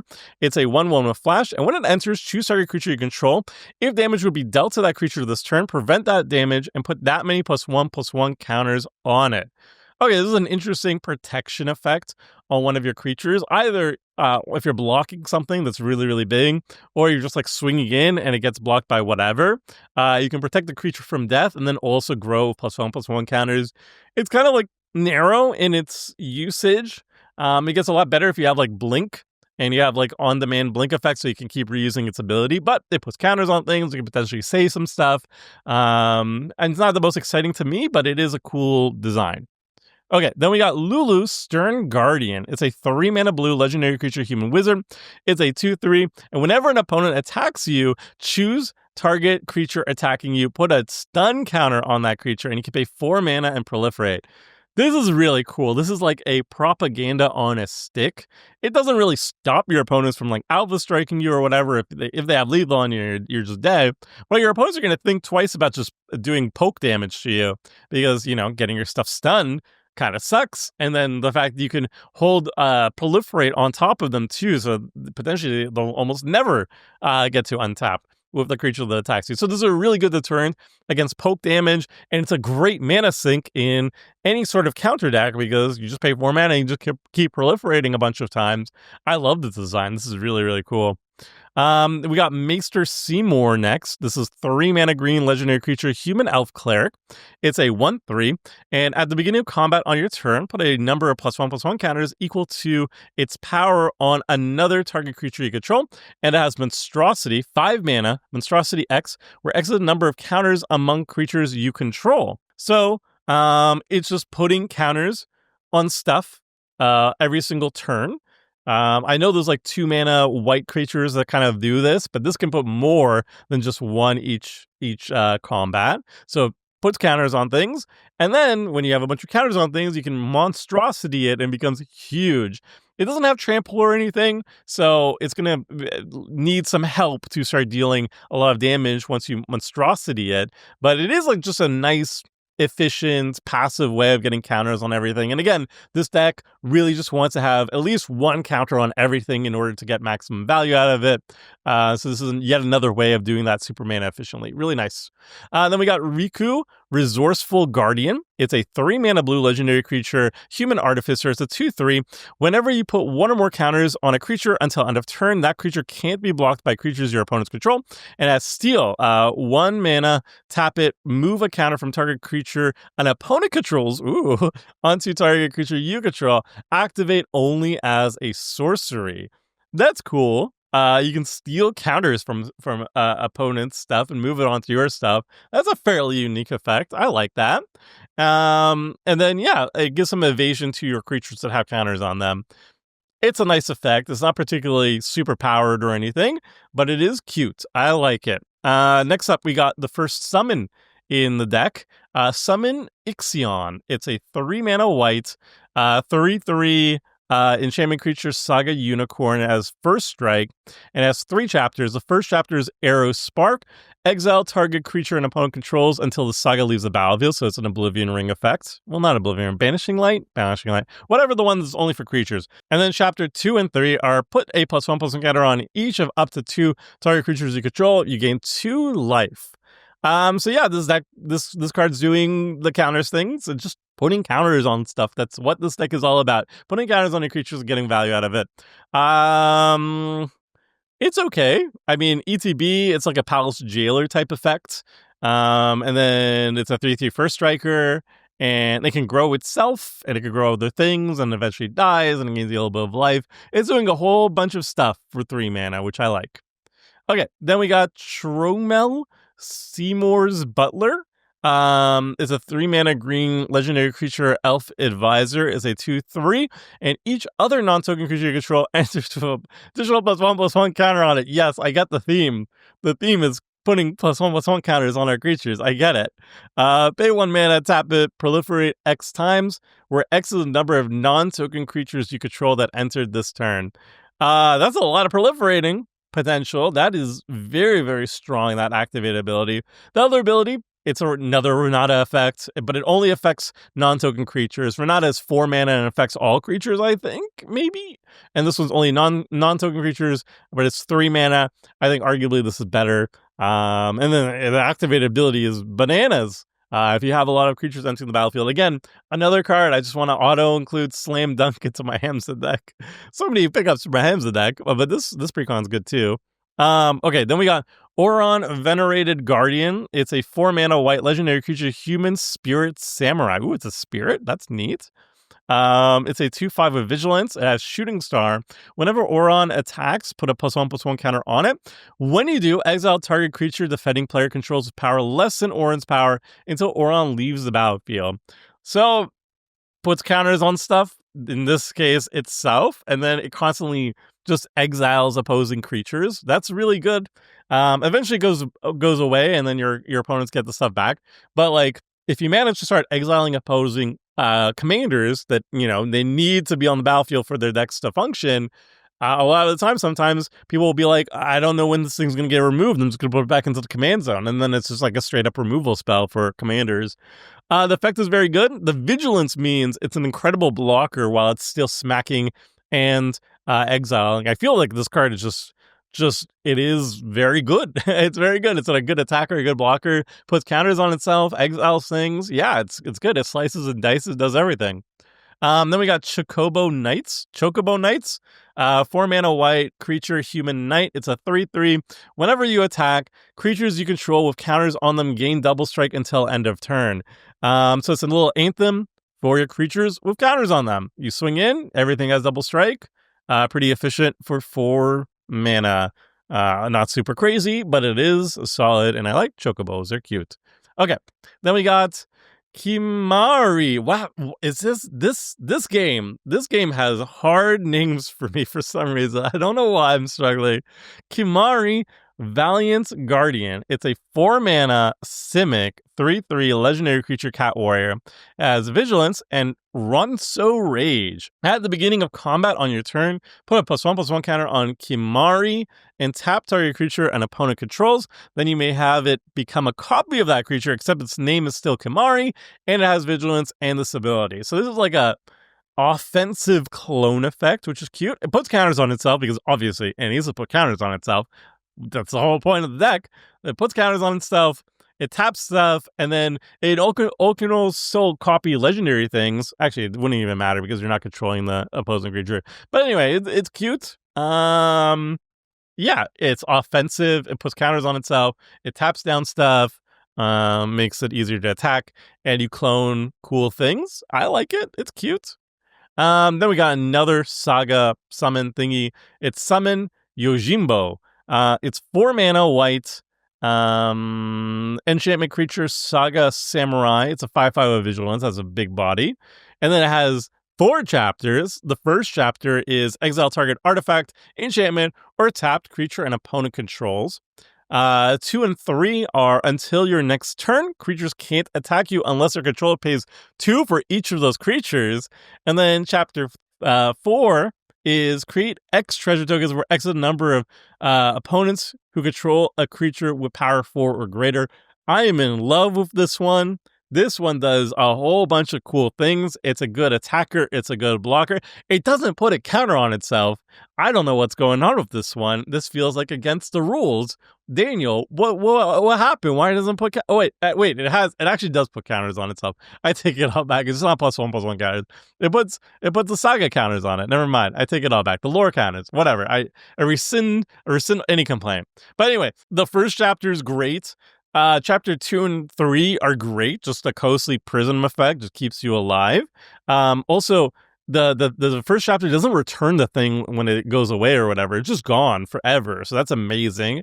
And then chapter 4, you make a bunch of treasure. It doesn't even enter tapped. This card's great. This card just feels like, even without like synergy or anything added around it, it's already just a very good card. I feel like you could just like slam it in a random white deck and you'll be happy about it. And then just the fact that, puts counters on itself and everything, so it works especially well in this deck, is just the cherry on top. This is a great card. Okay, then we got Waka, Devoted Guardian. This is a 4-mana Selesnya legendary creature, human warrior. It's a 4/4 with reach, trample. Whenever Waka deals combat damage to a player, destroy up to 1 target artifact that player controls and put a +1/+1 counter on Waka. And as Blitzball Captain, at the beginning of your end step, if a counter was put on Waka this turn, put a +1/+1 counter on each other creature you control. Okay, so more removal on a stick, which is very nice. It puts counters on itself, and then when you're putting counters on it, you put counters on everything else. This is fantastic. It's removal. It slows down your opponent's game plan. It increases your own game plan at the same time by putting counters on itself and also counters on everything else. There's nothing more you can expect from a card. This is perfect for the deck. All right, we got Summon Magus Sisters. This is 5-mana green saga. It's an enchantment creature, saga fairy, 5/5 with haste. It's a green creature with haste. I don't like that. Come on, green does not need haste. Come on, please.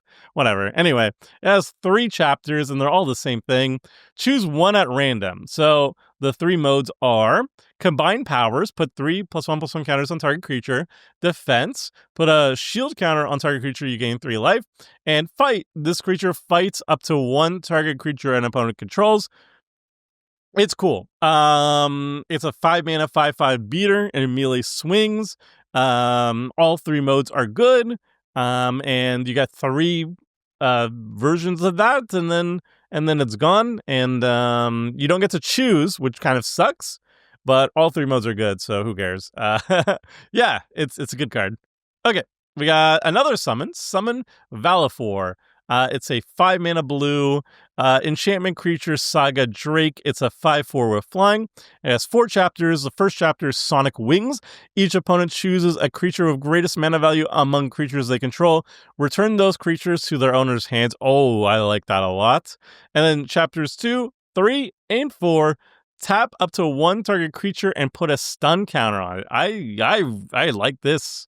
This is a nice thematic removal type card for a counters deck. The first chapter is basically Soul Shatter. It's Soul Shatter in blue, and I vibe with that. I'm good. I'm good with that. That's a cool ability. Chapter 2, 3, and 4, it's good too.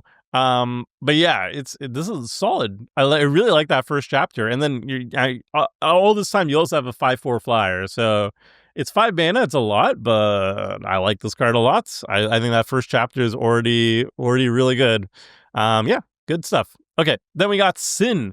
Unending Cataclysm. It's a 7 mana Simic legendary creature, Leviathan Avatar. It's a 5/5 with flying and trample. As Sin enters, remove all counters from any number of artifacts, creatures, and enchantments. Sin enters with X +1/+1 counters on it, where X is twice the number of counters removed this way. When Sin dies, put its counter on target creature you control, then shuffle this card into its owner's library. Okay, goes to the library, not to the graveyard. Neato. This card is really, really good, particularly with all the sagas, the summons in the deck, because, you just ETB, remove all the lore counters from all your sagas, and then you get to reuse all those chapter abilities. Removing like a couple +1/+1 counters from all your creatures is also fine, as long as you leave them with at least 1, so all your like counters matters cards still work. And then this card is just like a finisher, right? Like flying trample is going to easily become like a 15/15 or bigger. That's good. I like it. That's cool. Give it haste, put a lightning greaves on it, and go to town and win. Nice card. Then we got Protection Magic. Protection Magic is 2 mana white instant. Put a shield counter on each of up to 3 target creatures. So this is a great way of just like protecting a bunch of stuff from like a board wipe. Some board wipes at least, when they say like destroy all creatures or whatever, or like chump blocking and save those creatures from dying or whatever, and then you can proliferate them. We have a bunch of cards that proliferate, so, and they also put counters on things, so counters matter. It's a great thematic way of protecting your creatures, basically. Really nice. And we got Yuna's Whistle. This is a 3 mana green instant. Reveal from the top card of your reveal cards from the top card of your library. One more time. Reveal cards from the top of your library until you reveal a creature card. Put that card into your hand and the rest on the bottom of your library in a random order. When you reveal a creature card this way, put X +1/+1 counters on target creature you control, where X is the mana value of that card. This card's okay. You got like a random creature into your hand. It's not like a tutor or anything. And then you get some counters on some stuff. You do it at instant speed, so you can like surprise, deal a lot more damage on a creature than your opponent's expected. But it's fine, whatever. Okay, next we got Yuna's Decision. 4 mana green sorcery, choose 1. Continue the pilgrimage. Sacrifice a creature. If you do draw a card, then you may put a creature card and or land card from your hand onto the battlefield. Very nice. Find another way. Return 1 or 2 target permanent cards from your graveyard to your hand. I feel like the first mode is much, much stronger than the second mode. Like, you sacrifice, like, 1/1 token or whatever, and then you put down like a 5-drop or a 6-drop or something immediately onto the battlefield and the lands. And also the lands enters the battlefield untapped, which is very, very nice. The second mode is 4 mana sorcery speed, just like a double regrowth effect. Not that exciting, but I mean, sometimes you don't have anything better to do, and the flexibility is nice here. But I feel like the card is already good enough with its first mode, and the second mode is gravy, so that's cool. Then we got Blitzball Stadium. This is X and a blue artifact. When this artifact enters, support X, and go for the goal. 3 mana, tap it until end of turn. Target creature gains, whenever this creature deals combat damage to a player, draw a card for each kind of counter on it, and it can't be blocked this turn. That's cool. So it's like a kind of a slow but repeatable draw engine, and also just, again, puts a bunch of counters on a bunch of creatures, which is what this deck is all about. Yeah, it's cool. It's not like super busted or anything, but it is very thematic and very, very good in this deck. Then we got Sphere Grid. This is a 2-mana green enchantment. Whenever a creature you control deals combat damage to a player, put a +1/+1 counter on that creature. Very nice. So it grows creatures and gets counters on them. Unlock ability. Creatures you control with +1/+1 counters on them have reach and trample. So this is what the deck does, people. This is +1/+1 counters on your creatures and then rewarding you for having counters on them. It's very efficient at what it's doing, and it's great here. Summoner's Sending, 2-mana white enchantment. At the beginning of your end step, you may exile target creature card from a graveyard. If you do, create a 1/1 white spirit creature token with flying. Put a +1/+1 counter on it if the exiled card's mana value is 4 or greater. Yeah, that's pretty okay.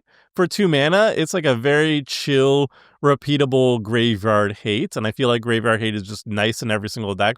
What I really appreciate about this one is a lot of Graveyard Hate cards kind of don't really help with your own game plan. They usually just kind of like are a necessary evil to put into your deck to stop other Graveyard decks from popping off too hard. But this one actually does further your own game plan too. Like, yes, you're hating on your opponent's creatures, but you're also getting, 1/1s, but more importantly, you can get counters if you're exiling the right things, which is cool. I like it. It's not like super bananas or anything. It's not busted, but it is nice that it's furthering your own game plan while also hindering your opponents a little bit. Okay, so those were all the brand new cards that are exclusive to the deck. Now we're going to check out the reprints, and we kick things off with a bang. We got Walking Ballista as a reprint here. That's pretty sweet. I think that card's expensive, no? Then we got Duskshell Crawler, really great. And I +1/+1 counters that. Grateful Apparition, proliferates awesome. Gyre Sage, also amazing here. Just like a great mana dork in the deck. Same thing with Incubation Druid, fantastic mana dork. Easily taps for 3 mana for a 2-drop. Skull of New Horizons, I absolutely love here. It's really good, especially if you're in a deck that doesn't have a lot of land ramp. Because this is catch-up ramp, basically. So if we don't have like Farseeks and stuff here, then this is really good. Even without it, though, you're getting like planes into your hand and stuff. I absolutely love this card. Really cool to see it here.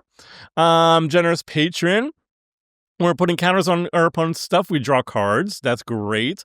Tireless Tracker. It's fine here. I guess, yeah, it does, like, when you're sacrificing clues, you get counters on itself. It's okay, whatever. Altered Ego is +1/+1 counters matters as a clone. You love to see it. Fathom Mage, fantastic here. Just counters matter, draw cards. Forgotten Ancient, one of the best cards for just getting counters on stuff. Luminous Broodmoth, also amazing here. Puts flying counters as resiliency. Rampant Rejuvenator, just a lot of ramping. You don't have a lot of ways of sacrificing it, but like eventually it will die and you'll ramp a whole bunch. Sunscorched Regent, a lot of counters on itself. Bane of Progress, fantastic. Offer You Can't Refuse, really good. Path to Exile, really good. Destroy Evil, flexible at least. Farseeks here. Pull from Tomorrow's here. 3 Visits is here. These are great reprints. Then we got Collective Effort, removal, +1/+1 counters on your stuff. Endless Detour is cool. You don't really get to see it very often because you have to be in a Bant deck, but it is a very good card. Inspiring Call, one of the best payoffs in a +1/+1 counter deck. Just mass protection for all your stuff, and then you draw a whole bunch of cards in the process. Why not? Damning Verdict. This is probably the most hyped reprint in the entire deck. It's seen a single reprint, seen a single printing in like New Capenna Commander. It's one of the best cards in a +1/+1 counter or any counter deck because it's a one-sided board wipe essentially for 5 mana. And yeah, the card is ludicrously expensive because it's so good, and it's really, really nice to see a reprint here. Promise of Loyalty, absolutely love this card. Farewell, absolutely love this card, even though that's a little bit more controversial. Really cool prints here. Then we got Everflowing Chalice, which put counters on itself. Sol Ring, Arcane Signet, obviously. Hardened Scales, love to see it. Together Forever, beautiful, works really well with the theme here. Bred for the Hunt, it's okay. But if you have a lot of creatures and they're all dealing damage and they all have counters on them, it can start being a very good coastal piracy. Then we got Fight Rigging, which is very cool. Resourceful Defense is good. Path of Discovery is great. I love it in creature-heavy decks like this one with Counters Matters. Inexorable Tide, great reprint here. Great for any Counters Matters deck, just proliferating constantly. Then we got the lands, and as usual, the lands, they're okay. They have the Pain lands, they have the check lands, they have the reveal lands, and I love the Pain lands, I love the filter lands, I love the check lands, and then everything else is it's whatever. So Ash Barrens, Brushland, Canopy Vista, Command Tower is great. Evolving Wilds, meh. Exotic Orchard, great. Flooded Grove, Forge of Heroes, Fortified Village, Glacial Fortress, Hinterland Harbor, Idyllic Beachfront. I don't know why these cards are here, man. They're always entering the battlefield tapped. Very few things care about Plains Islands, whatever. Nesting Grounds is very good in this deck, though. I love that reprint. Overflowing Basin, Path of Ancestry, Port Town, Prairie Stream, Radiant Grove, Seaside Citadel, Skycloud Expanse, Sungrass Prairie, Sun Petal Grove, Tanglet Isle, Islet? I don't know how to say the word. Temple of Enlightenment, Temple of Mystery, Temple of Plenty, Temple of the False God, and Vine Glimmer Snarl. So overall, I think the deck is fantastic. It's obviously very focused on +1/+1 counters mattering over any other type of counters mattering. But that's just the nature of the beast, +1/+1 counters has an insanely large card pool, is incredibly popular. And then if you want to care about other counters, it's just a smaller card pool to work with, so it's harder to make that a main theme. So obviously it's focusing mostly on +1/+1 counter matters, but I think the deck is really cool. It's the least straightforward out of all the decks, I think. And it's doing something that I personally don't play with that much, like counters as a thing. I see some cool cards to add to my Demir poison deck. Well, so thank you, Daniel and the other designers, for giving me more ways of putting poison on my opponents. Overall, A++ for the design. The new cards are all sick. It's a very focused list. Some of the lands are kind of crap, but again, that's just the case with all these precons. That's my only nitpick. Overall, just slam dunk. These are some of the best precons they've ever made, I think. All right, we come to the fourth and final deck. This is Scions and Spellcraft. This is an Esper deck focusing on non-creature spells. You're being a spellcaster, you're being a wizard. So this is for all the wizards and warlocks and witches out there.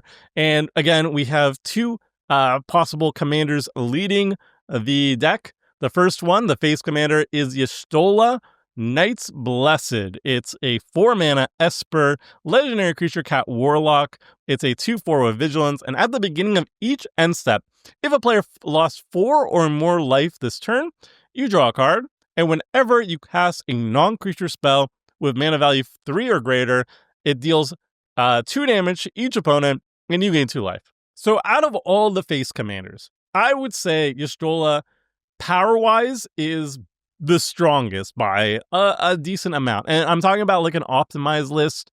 The power ceiling of this card is very, very high. I don't know how powerful this precon will be.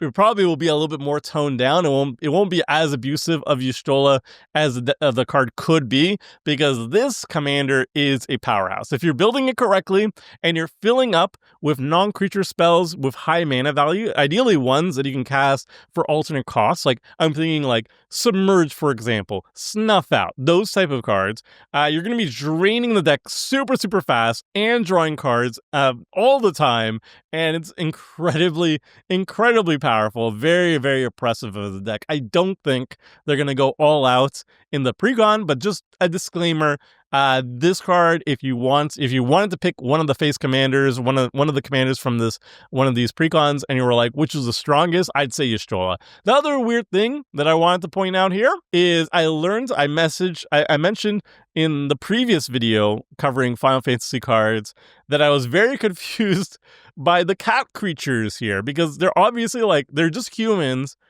cosplaying as cats, right? They just have cat ears.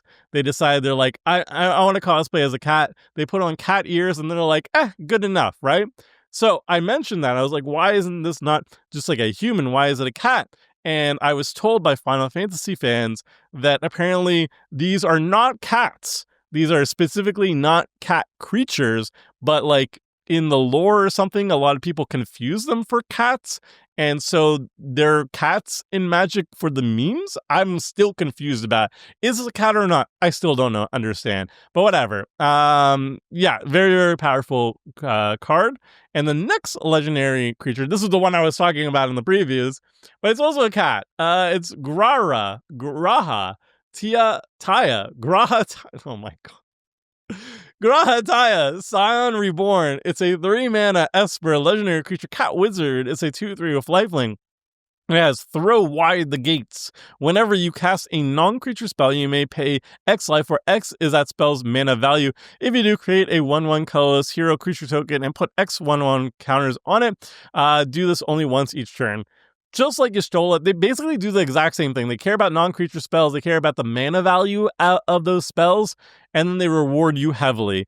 This one gives you just huge creatures as you're casting huge mana value spells. And ideally, again, you want to just cast stuff that have high mana value, but you don't actually pay the mana cost of them. This one gives you the tokens. Y'shtola gives you the drain and the card draw. Out of the two, Y'shtola is stronger, but this one gives you the muscle to make sure that you don't die, because if Y'shtola is just hanging around, people are going to try and kill you before you just overwhelm them with drain and card draw. And this one is like, hey, no, I have big creatures. You have to deal with those first. So they're both good commanders. This one's already fantastic in the commands, and just Y'shtola is so strong. This looks more tame in comparison. The next cards we got Hildebrand Manderville. It's a 2-mana white legendary creature, human detective. It has an adventure side, but the creature side is creature tokens you control get +1/+1, and when it dies, you may cast it from your graveyard as an adventure until the end of your next turn. And the adventure side is 3-mana black, instant, create a 2/2 black zombie creature token.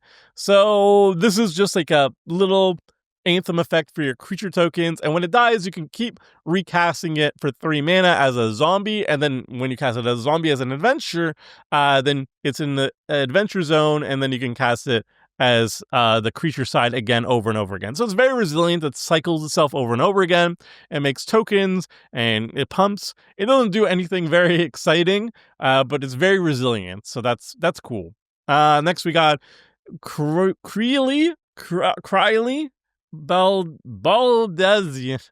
I want to hear how Seth says these. Am I saying this worse than Seth? Let me know in the comments section. This is a 2-mana Azorius legendary creature, dwarf wizard. It's a 2/1 with lifelink. It has Trace Ether. Whenever you cast a non-creature spell, you may return target creature card with mana value equal to that spell's mana value from a graveyard to your hand. Do this only once each turn. This card's great, right? This is a constant recursion. As long as you have creatures in your graveyard, you're just constantly recurring them. It works especially good in a draw ghost style when you're casting a lot of instants, because then you can get around that once per turn clause, like once per turn cycle clause, rather.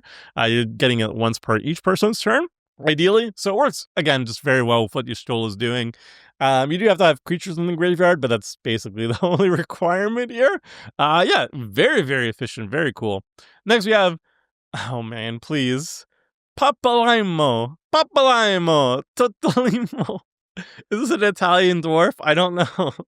It's a 2-mana Azorius legendary creature, dwarf wizard. It's a 1/2, and whenever you cast a non-creature spell, Papalaimo deals 1 damage to each opponent, and you gain 1 life. And you can pay 4 mana, tap it, sacrifice Totalaimo. Each opponent who lost life this turn sacrifices a creature with the greatest power among creatures they control. I love Soul Shatter effects. You already had me at the activated ability, but the first triggered ability is also very good. Just 2 mana. You have just basically the classic Is It Pinger, essentially, but it's even better than Is It Pingers. Non-creature spells, and then also you're gaining that life at the same time. This is super power crept Spellslinger Pinger, basically. And then on top of that, you can always pop it and Soul Shatter your opponents. This card is incredible. This card is very, very pushed. It's very, very strong. Wowzers. Okay, next we got Tataru Taru. It's 2 mana white, legendary creature, dwarf advisor. It's a 0/3, and when it enters, you draw a card, and target opponent may draw a card. Okay, and then Scion's Secretary. Whenever an opponent draws a card, If it isn't that player's turn, create a tapped treasure token. This ability triggers only once each turn. This card is cracked. What? So it's like a mini secret rendezvous. So already Richard's slam dunking this into every single white deck in existence. But then its secretary ability, if you manage to just get your opponents to draw cards outside the turn, just making treasures every single turn passively. Yep, this is very good. This is very good. Obviously, secret rendezvous are very good with this. If you manage to like also make opponents draw cards outside of your turn, it's very good. Like Loran of the Third Path is just incredible. You tap, make somebody draw a card, you draw a card, and then you also make a treasure out of it. It's just breaking the symmetry out of these like shared draw triggers. Just really powerful. That's actually cracked. Then we got Urianger. Oh man, Augur Rout. This Final Fantasy, they're just trolling me at this point. This is 2-mana Azorius, legendary creature, elf advisor. It's a 1/3. Whenever you play a land from exile or cast a spell from exile, you gain 2 life. It has 2 activated abilities. Draw Arcanum. Load the top card of your library. You may exile face down and play Arcanum.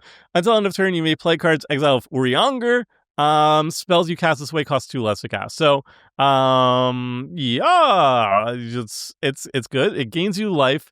So it doesn't do anything unless you tap it. Basically, you tap it, you generate card advantage, and then you tap it again. You cast a spell. It's mana advantage, you gain 2 life. I guess passively, if you're just casting stuff from exile and playing lands from exile, you're passively gaining 2 life over and over again without using its ability. But basically, it's like every other turn, you get to card advantage, you get to get something, and then the next turn you can play it, and you do that over and over again. It gets much more exciting if you have untap effects. Like if you can untap this multiple times, you can like draw the card and then play it immediately, and then get like a mana discount and gain life. Very interesting build around. I feel like in the 99, it's going to be a little bit sussy, but like in the command zone, if you have a bunch of untap effects and stuff, then it gets really, really exciting.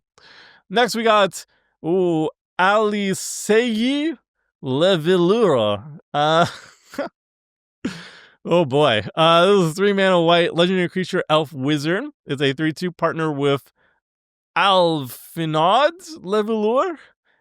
First strike, dual cast. The second spell you cast each turn costs 2 less to cast. So it's a partner. Interesting. Probably is going to be like a blue partner. And the second, it just wants you to flurry, basically. This is just flurry, right? Dual cast is just flurry. The second spell you cast each turn costs 2 less. Neat. Then we got Ardbert, Warrior of Darkness, 3-mana Orzhov legendary creature, Spirit Warrior. It's a 2/2. Whenever you cast a white spell, put a +1/+1 counter on each legendary creature you control. They gain vigilance until end of turn. Whenever you cast a black spell, put a +1/+1 counter on each legendary creature you control. They gain medicine until end of turn. So this is like legendary matters. You cast white spells, cast black spells, pump up your team, start smashing in for faces. I don't know how good it is going to be in the 99 of this precon. But if you are in a Legendary Matters deck and maybe put this as their commander, it could be a really, really powerful anthem.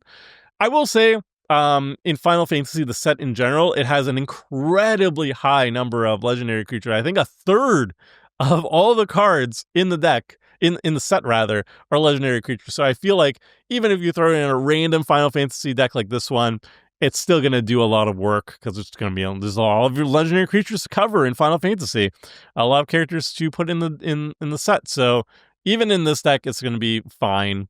Then we got Lies Hexed. It's a 3-mana Azorius legendary creature, human rebel monk. Is a 2/2 of prowess, and non-creature spells you cast cost 1 less to cast. As long as you cast 2 or more non-creature spells this turn, it has double strike. So this is a mana discount for your non-creature spells. It grows, and then it has double strike, and it punches really, really hard. The mana discount's fine.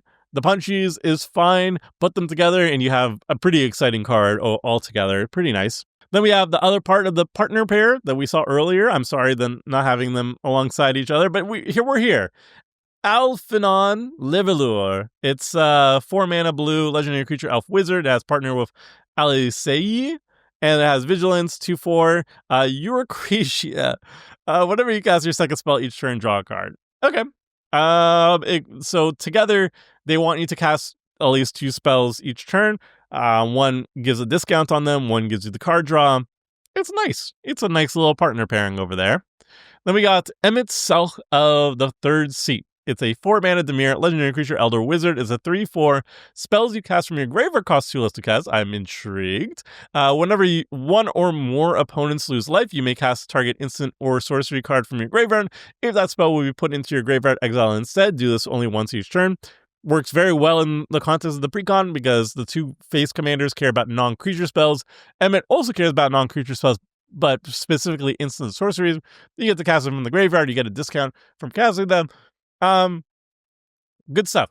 Also a really interesting build around too. Like you go for like a self-mill style, make your opponents lose life, cast stuff from exile, get a card advantage, recursion, mana discount, all good stuff. Next we have another unpronounceable name. I'm gonna just call it SD.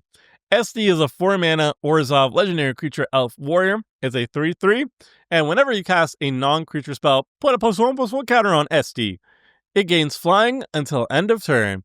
At the beginning of your second main phase, you draw X cards and you lose X life, where X is a number of your opponents who are dealt combat damage by SD or a dragon this turn. Okay, that's cool. I'm guessing there's like a lore reason for that little tidbit of a dragon. But yeah, overall, rewards you for casting non-creature spells. It's more of a punchies reward. And then it draws you cards, which is the best part of any Magic card, drawing you cards.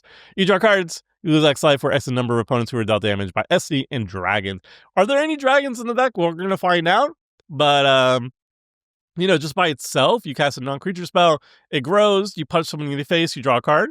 Not bad, not terrible, pretty decent. Then we got Hermes, Overseer of Elpis.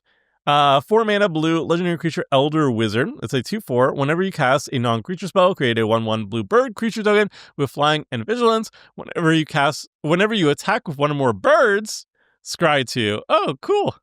Some bird synergy, some bird payoff. Overall, it's like a Murmuring Mystic for non-creature spells. And the birds already have vigilance, which is already even better. I don't even know why they need vigilance. I guess they're just chump blockers, and it's good to have chump blockers. And then when you're attacking, you get to scry. So it's just like a power crept Murmuring Mystic, basically on the same level as Talrand, I guess, because it's 2/2s as opposed to 1/1s flying vigilancers.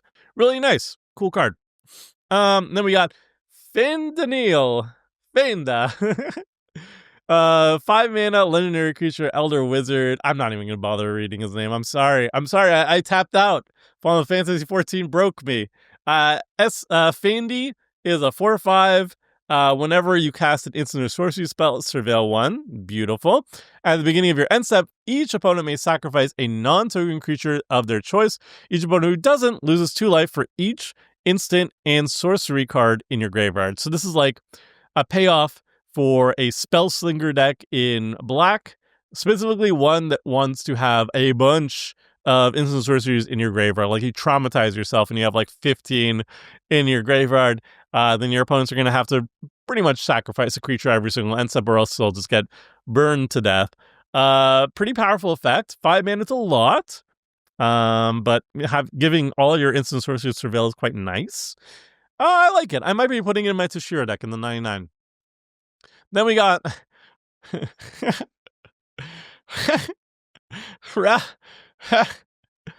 H. We got H. We got H of the First Brood. 5-mana blue.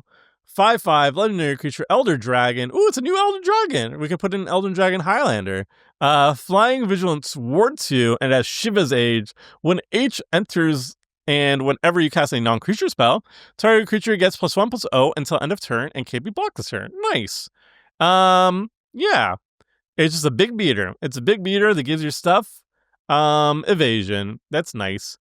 Not a lot of focus on like, I don't know, new non-creature spells. It's all about like using your non-creature spells to punch people in the face, which is like the least interesting way of going with non-creature spells as a deck. But at the same time, probably the safest way of building this deck without making it super overpowered. So I get them. Okay, we got a new summon though. Summon Good King Mog, the 12th? The 12th. The 5-mana white Enchantment creature Saga Moogle. It's a 4/4 with flying lifelink. It has 4 chapters. The first chapter creates 2 1/2 white Moogle creature tokens with lifelink. Chapter 2 and 3, whenever you cast a non-creature spell this turn, create a token that's a copy of a non-saga token you control. Ooh, very good. In chapter 4, put 2+1/+1 counters on each other Moogle you control. Very cute. Okay, so at 4/4 flying lifelink is already good stats. Puts Moogles. You get to make a bunch of Moogle tokens with the 2 and 3, or something even better, hopefully. And then you grow your Moogles and you punch them in the face with them, and they all have lifelink, so that's quite nice. I like it. It's a good top end. Then we got Thancred. I think I got it right. Thancred Waters. 5 mana white, legendary creature, human warrior. It's a 3/5 with flash, and it has Royal Guard. When Thancred Waters enters, another target legendary permanent you control gains indestructible for as long as you control Thancred Waters. Whenever you cast a non-creature spell, it gains indestructible until end of turn. This is cool. 5 mana is a lot for a flash protection ability, but it is very hard to remove, right? Like, you make your commander or something indestructible with Thancred, and then whenever somebody's trying to remove Thancred, you just, cast an instant speed opt or whatever, and then it becomes indestructible too. So those two things are going to live forever until somebody finds like a sacrifice effect, a bounce effect, or like an exile effect, something like that. It's expensive, but it is very hard to deal with, so I guess the trade-off there is good. Then we got Transpose. 3 mana black instant. Draw a card, then discard a card. You lose 1 life. If the spell was cast from your hand, create a 0/1 black wizard creature token with whenever you cast a non-creature spell. This token deals 1 damage to each opponent as rebound, so you get to do it again the next turn. So yeah, it's a loot. And then you get a wizard, and the wizard is a pinger. A great pinger, by the way. You only get 1 wizard, don't get 2 when it rebounds because you have to cast it from your hand. But you get to trigger your wizard immediately afterwards, and you get to loot again. I don't know, it's a cute little thing. I actually might put it into Shiro. Just loot effect's nice. And these wizard tokens are really just super efficient pingers. Really, really good. I like it. It's cute. Then we got Circle of Power. This is a card that is not exclusive to the Precon. It also shows up in the main set. But it is a new card, so I just threw it in here. Circle of Power, 4 mana, black sorcery. Draw 2 cards and lose 2 life. Create a wizard creature token. And then wizards you control get +1/+0 and gain lifelink until end of turn. I like that. That's cute. 4 mana is a lot to just draw 2 cards, lose 2 life, and make a wizard. But I really like giving all the wizards lifelink, because like you trigger a wizard and they have lifelink, you ping each opponent. You've got 3 opponents, you gain 3 life. Like, that's good. That's hell yeah. And if you can like cast a bunch of little cantrips or whatever, you storm off a little bit, you can get a whole bunch of life back while burning your opponents. I think this is really cute. If you have like a wizard deck, this is a great way of like mid to late game, just like really gaining a whole bunch of life and doing some fun things. I like this card. Then we got Astrologians Planisphere. 2 mana, blue, artifact, equipment. It has job select, so when the equipment enters, you create a 1/1 colorless hero creature token, then attach this to it. So it's kind of like 4 Mirrodin, but 1/1 heroes instead. And then equipped creature is a wizard in addition to its other types, and has whenever you cast a non-creature spell and whenever you draw your 3rd card each turn, put +1/+1 counter on this creature, and it has Diana.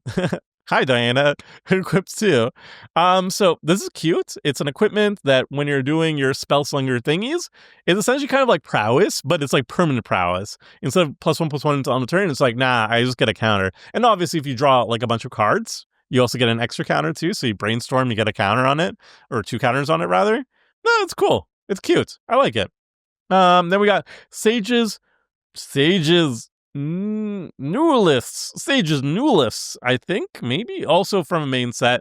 2 mana, blue, artifact, equipment, job select, and whenever equipped creature gets +1/+0, equipped creature gets +1/+0, has whenever this creature attacks, untap target attacking creature, and is a cleric in addition to its other types, and has equipped 3. This is okay. This is not very exciting, I think. Whatever. Then we got Blue Mage's Cane. 3 mana, blue, artifact, equipment, job select, equipped creature gets +0 O+2, is a wizard in addition to other types, and has whenever this creature attacks, exile up to one target instant or sorcery card from the defending player's graveyard. If you do copy it, you may cast a copy by paying 3 rather than paying its mana cost, and has equipped 2. This is fine. The fact that you have to pay the mana to get the instant sorcery from your opponent's graveyard is kind of bleh, but it's fine. It's okay. Okay, then we got Reaper's Scythe, another new equipment. 3 mana black. Equipment, job select. At the beginning of your end step, put a soul counter on this equipment for each player who lost life this turn. And equipped user gets +1/+1 for each soul counter on this equipment, and is an assassin in addition to its other types, and has equipped 2, and it is fine. It's okay. Ugh, some of these new cards. This is the only precon where the new cards I'm like, kind of like, well, it's okay, I guess. Ugh. Okay, we got Dancer's Chakrams. This is like 4 mana white artifact equipment. As job select, equipped creature gets +2/+2, has lifelink, and other commanders you control get +2/+2 and lifelink, and is a performer in its other types, and has equipped 3. That's cute. So it pumps up the equipped creature, but it also pumps up your commander as long as it's equipped. That's a neat effect. It's okay. Giving it, just the fact that it gives your commander lifelink while also being equipped to another thing and giving that lifelink is kind of cool. It's kind of expensive for what it's doing, but I respect it. Okay, and then we got White Aura Sight. It's another card from the main set. It's just a common, so don't expect it to be that good. 4 mana white. When this artifact enters, exile target non-land permanent and opponent controls until this artifact leaves the battlefield, and you can tap it for mana, which is nice. So it's like removal on a stick, but you can also tap it for mana, and that's why it costs 1 more mana than it usually does. And you know what? I roll with that. I like that. That's cool. And then we got Champions from Beyond. X and double white enchantment. When this enchantment enters, create X 1/1 colorless hero creature tokens, and it has light party. When you attack with 4 or more creatures, scry 2 and draw a card. And full party, whenever you attack with 8 or more creatures, those creatures get +4/+4 until end of turn. I actually like this one. It makes creatures that help you attack with more creatures to scry and draw, and then eventually overrun. Kind of does everything. It's not like the most mana efficient thingy in the world, but I roll with this. This is kind of cool. It's kind of like a Beastmaster's Ascension with some card draw rolled in one. I actually think this card is very, very good. And then we got Eye of Nidhogg. This is 3 mana black, legendary enchantment, aura, enchant creature. Enchant creature is a black dragon with base power and toughness 4/2, has flying, death touch, and is goaded. And when it's put into the graveyard from the battlefield, return to the owner's hand. So this is just like an impetus where you put it on something that probably you don't control, and then you don't have to deal with it. It's your opponent's problems. And when that creature dies, you get to do it again and again and again. I actually like these cards quite a bit, and this is cool. I like it. And then we got one of the strongest new cards from the set that is in the commander. Observed Stasis. This card is bananas. It's a 4 mana blue legendary, not legendary, just a regular enchantment aura. It has flash, and enchant creature has enchant creature and opponent controls. When this aura enters, remove enchanted creature from combat, then draw a card for each tapped creature its controller controls, and then enchanted creature loses all abilities and can't attack or block. So this card is essentially like a keep watch where you draw a bunch of cards when somebody swings out. And also it's kind of like a witness protection, and it's also kind of like a fog for 1 creature. It does a lot. It does a lot. I'm very excited about this card, not just for this deck, but like it's great in Minwile the Illusionist. It's great in aura style decks. Like I have a Corona deck I'm going to be slamming it into. It's just a really cool card. I think this card is really, really awesome. Okay, so those were all the brand new cards. Now let's look at the reprints. Baleful Strix, absolutely love it. It's just a great card that is a good attack deterrent, and then, you know, it already replaced itself, so that's great. We have some adventure spells, which is a very clever way of filling up the deck with more bodies, but then also having more non-creature spells to cast to trigger your non-creature matters style cards. So we have Hypnotic Sprite, Murderous Rider, those are cool. Torrential Gearhulk is also just like a great card, top end, that is recursion. And thankfully, we have a lot of non-creature spells to start triggering our other non-creature matter stuff. So we have Swords of Plowshares, Exsanguinate as a finisher, Cut a Deal I don't really like, but sure. Lingering Souls is fine. Vindicate is sweet. Void Rend is really sweet. Lethal Scheme, absolutely love it. Rite of Replication, absolutely love it. Snuff Out, these are like one of the best cards for Y'shtola because you get to cast her for free, but then you get to trigger her abilities while doing so, and just a good effect by itself too. Siphon Mind, sweet. Cleansing Nova, sweet. Crux of Fate is pretty cool. Final Judgment is okay. Sublime Epiphany, I don't really like it, but it's fine. Into the Story is fine. Dig Through Time is sweet, very good with Y'shtola. Also, Into the Story is also very sweet with Y'shtola, but you have to wait until an opponent has 7 more cards in the graveyard. Soul Ring, good.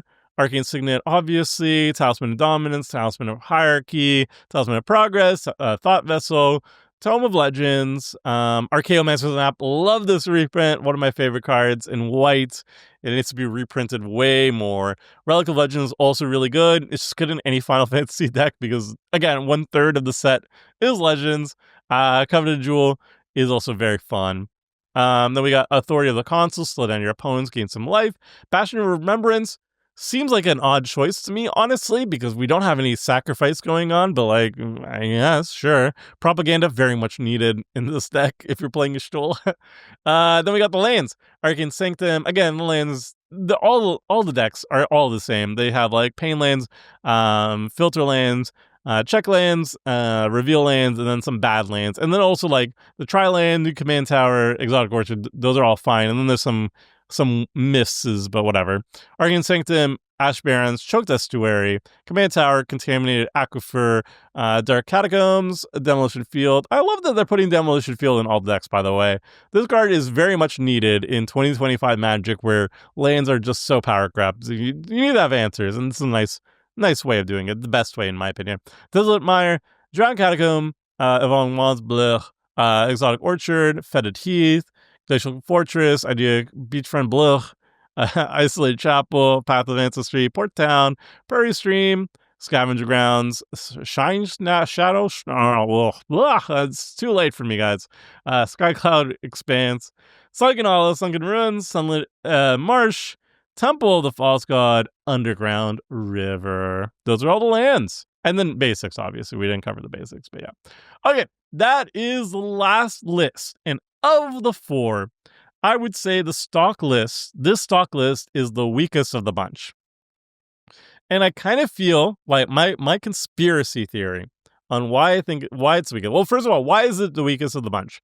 I felt like there was a lot of equipments that just kind of suck. And then some of the reprints are also just kind of why? Why Lingering Souls? There's a bunch of cards that I'm just kind of scratching my head on. They don't seem that great. And they don't really lean into the non-creature matters theme as well as I would have hoped. And then a lot of the non-creature support cards are just and then I punch you in the face a little bit harder. It's really? All our decks are just like that at that point. All the precons are just, I punch you a little bit harder. Maybe the deck that's all about non-creature spells might have a more interesting way of ending the game instead. But no, this is basically where we're at. So I would say this list is the most disappointing. And the reason why, I think this was intentional to be disappointing in terms of power-wise, is Y'shtola is just so powerful. Y'shtola is so strong that if you made a much better deck in the 99 that was comparable to the other precons, I feel like Y'shtola would just demolish the other precons because Y'shtola is too strong. I feel like what they should have done, in my opinion, is nerf Y'shtola, nerf her, and then boost the 99. So the 99 was a little bit more interesting, more focused on Spellslinger as winning the game with Spellslinger matters instead of punching people in the face, which is what all the precons do. I think Exsanguinate finishers and stuff like that would have been more interesting to me. At least one of the decks doing that, and this it kind of does it a little bit, but not as much as I would hope. And then some of the new cards are kind of just not exciting. A lot of the equipments kind of suck. Yeah, just the commander just so strong though. The commander just so strong. So I feel like you can't really have an overpowered commander and an overpowered 99. You have to have one or the other. So I kind of wish they just nerfed Y'shtola a little bit and then made the 99 a little bit more powerful. But if you want an overpowered Final Fantasy commander, just take Y'shtola and build the deck from scratch and you'll have a very strong one. So that's my initial appearance. I could be very much off the ball, you know, like maybe Y'shtola is not as strong as I think it is. Spoiler alert, it is. But maybe the 99 is much stronger than I give it credit for. That I could be wrong about. I don't think I'm wrong about it, but I could be wrong about it. Yeah, those are my 2 cents. Overall, though, I still think I'm very, very pleased with all these precons. I would say Scions and Spellcraft is the weakest of the bunch, but there's still a lot of cards to look forward to in this precon, and all of them. I think all of them are a slam dunk. And even if I'm disappointed about this one in particular, I think it's still just so good in general compared to some of the other precons we were getting recently. Definitely much stronger than like the everyone's invited changing precon or whatever. Yeah. So overall on all the 4 precons, I would say as a set, these are some of the best precons they ever made. One of the best precon sets they've ever made. Oh my god, I'm hearing sirens. I hope you don't hear the sirens too. Overall, one of the best sets they've ever made in terms of precons. One of them is kind of weak. The other ones are very, very excellent. And yeah, I hope that helped. Yeah, silence is still going. Yeah, but overall, I'm going to cut this off because I need to get this published and I need to visit London. So yeah, that's it. I'm signing out. We're going to have precon upgrades coming soon. I promise. Soon-ish. TM, probably in a week. Okay, bye.